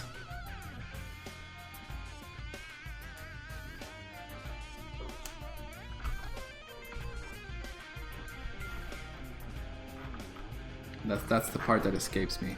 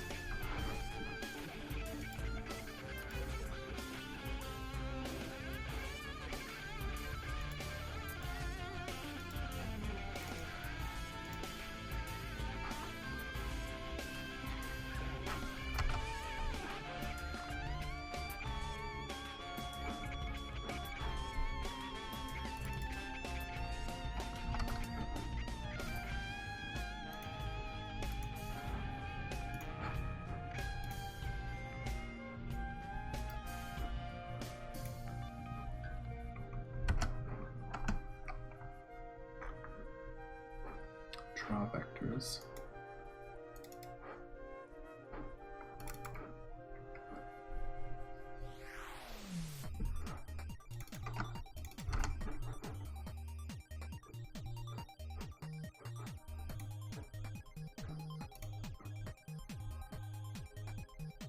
This is not the same.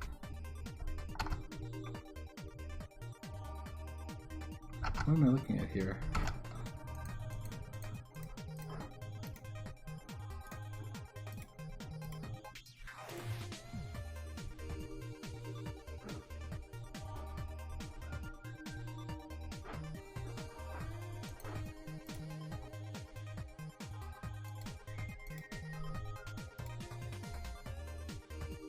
Oh, here it is. MVP.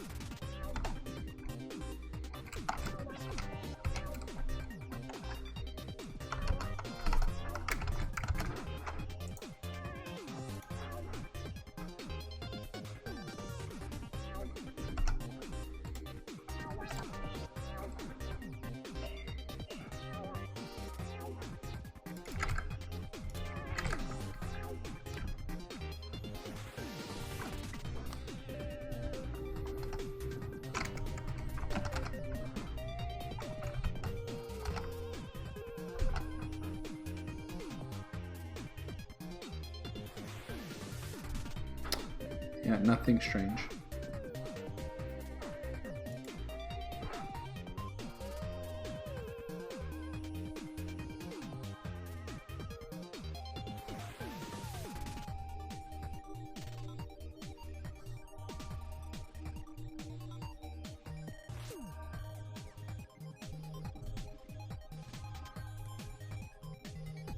I guess what we're really seeing here is just a normal artifacting of having resolutions that are not multiples, exact multiples of the native resolution. So like 256 by 256 is the native resolution of the Vectrex, which is a very small, very low resolution, right?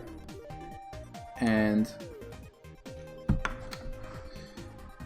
we have here scales that are not nice multiples of that value. And I think that's what's happening.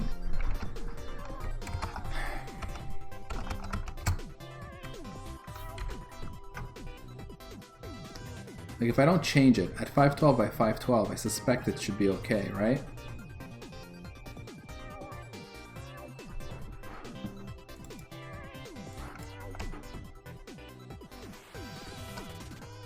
And even then, and I guess that's what's bothering me, is that why aren't we not seeing lines when it is at, say, 256 or 512? Why do we have to go to such a high resolution to see the values? It seems odd to me.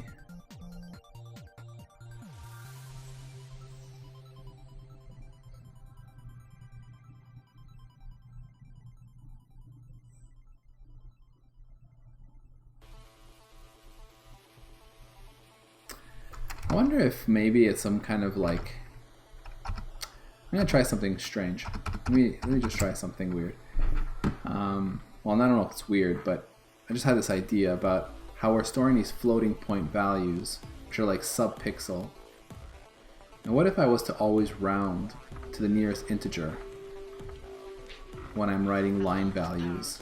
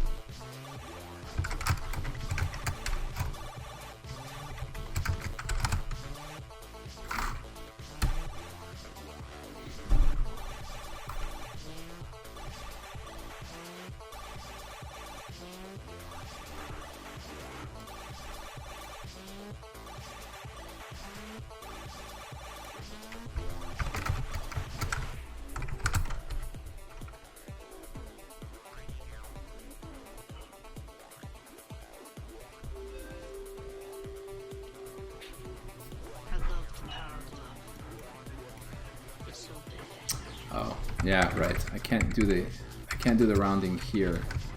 This needs to maintain its sub-pixel. It's like floating point value. It's when I store the line that I would need to do it.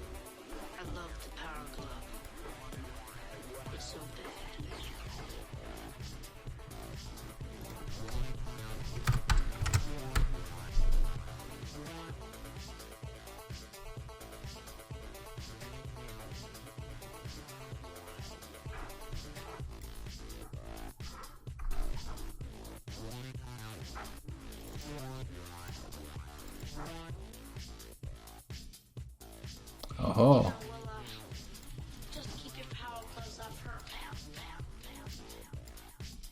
Ah, very interesting.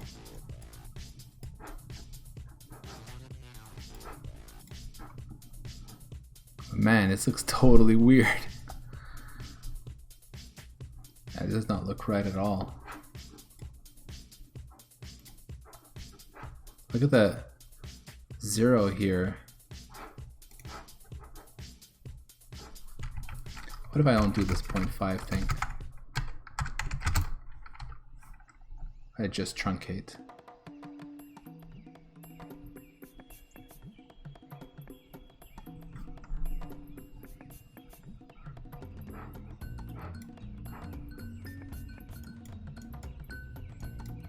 We're definitely seeing much more now.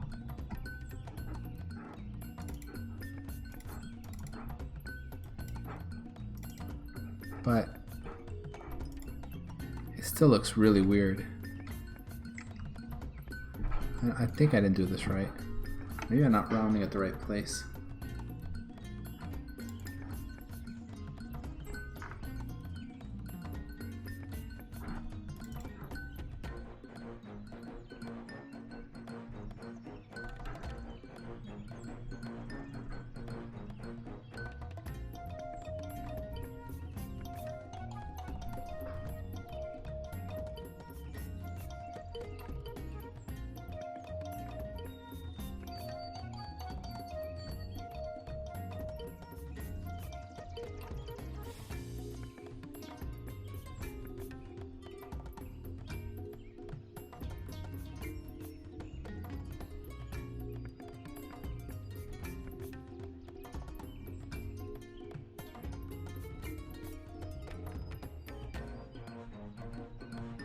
Alright, I'm going to stop it here. I find this very interesting. It doesn't look maybe 100% right, but definitely we don't get the blank lines anymore, so that's kind of interesting. But I'm not sure that's the right approach. I have to think a little bit about this.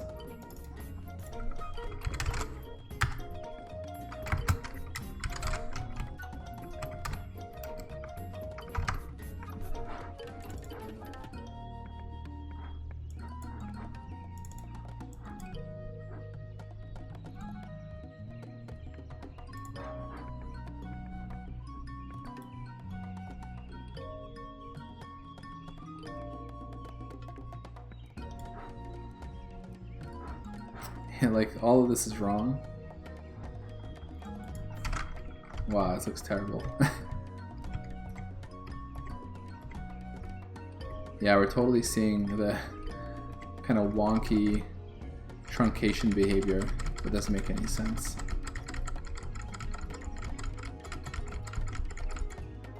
It's kind of cartoony though.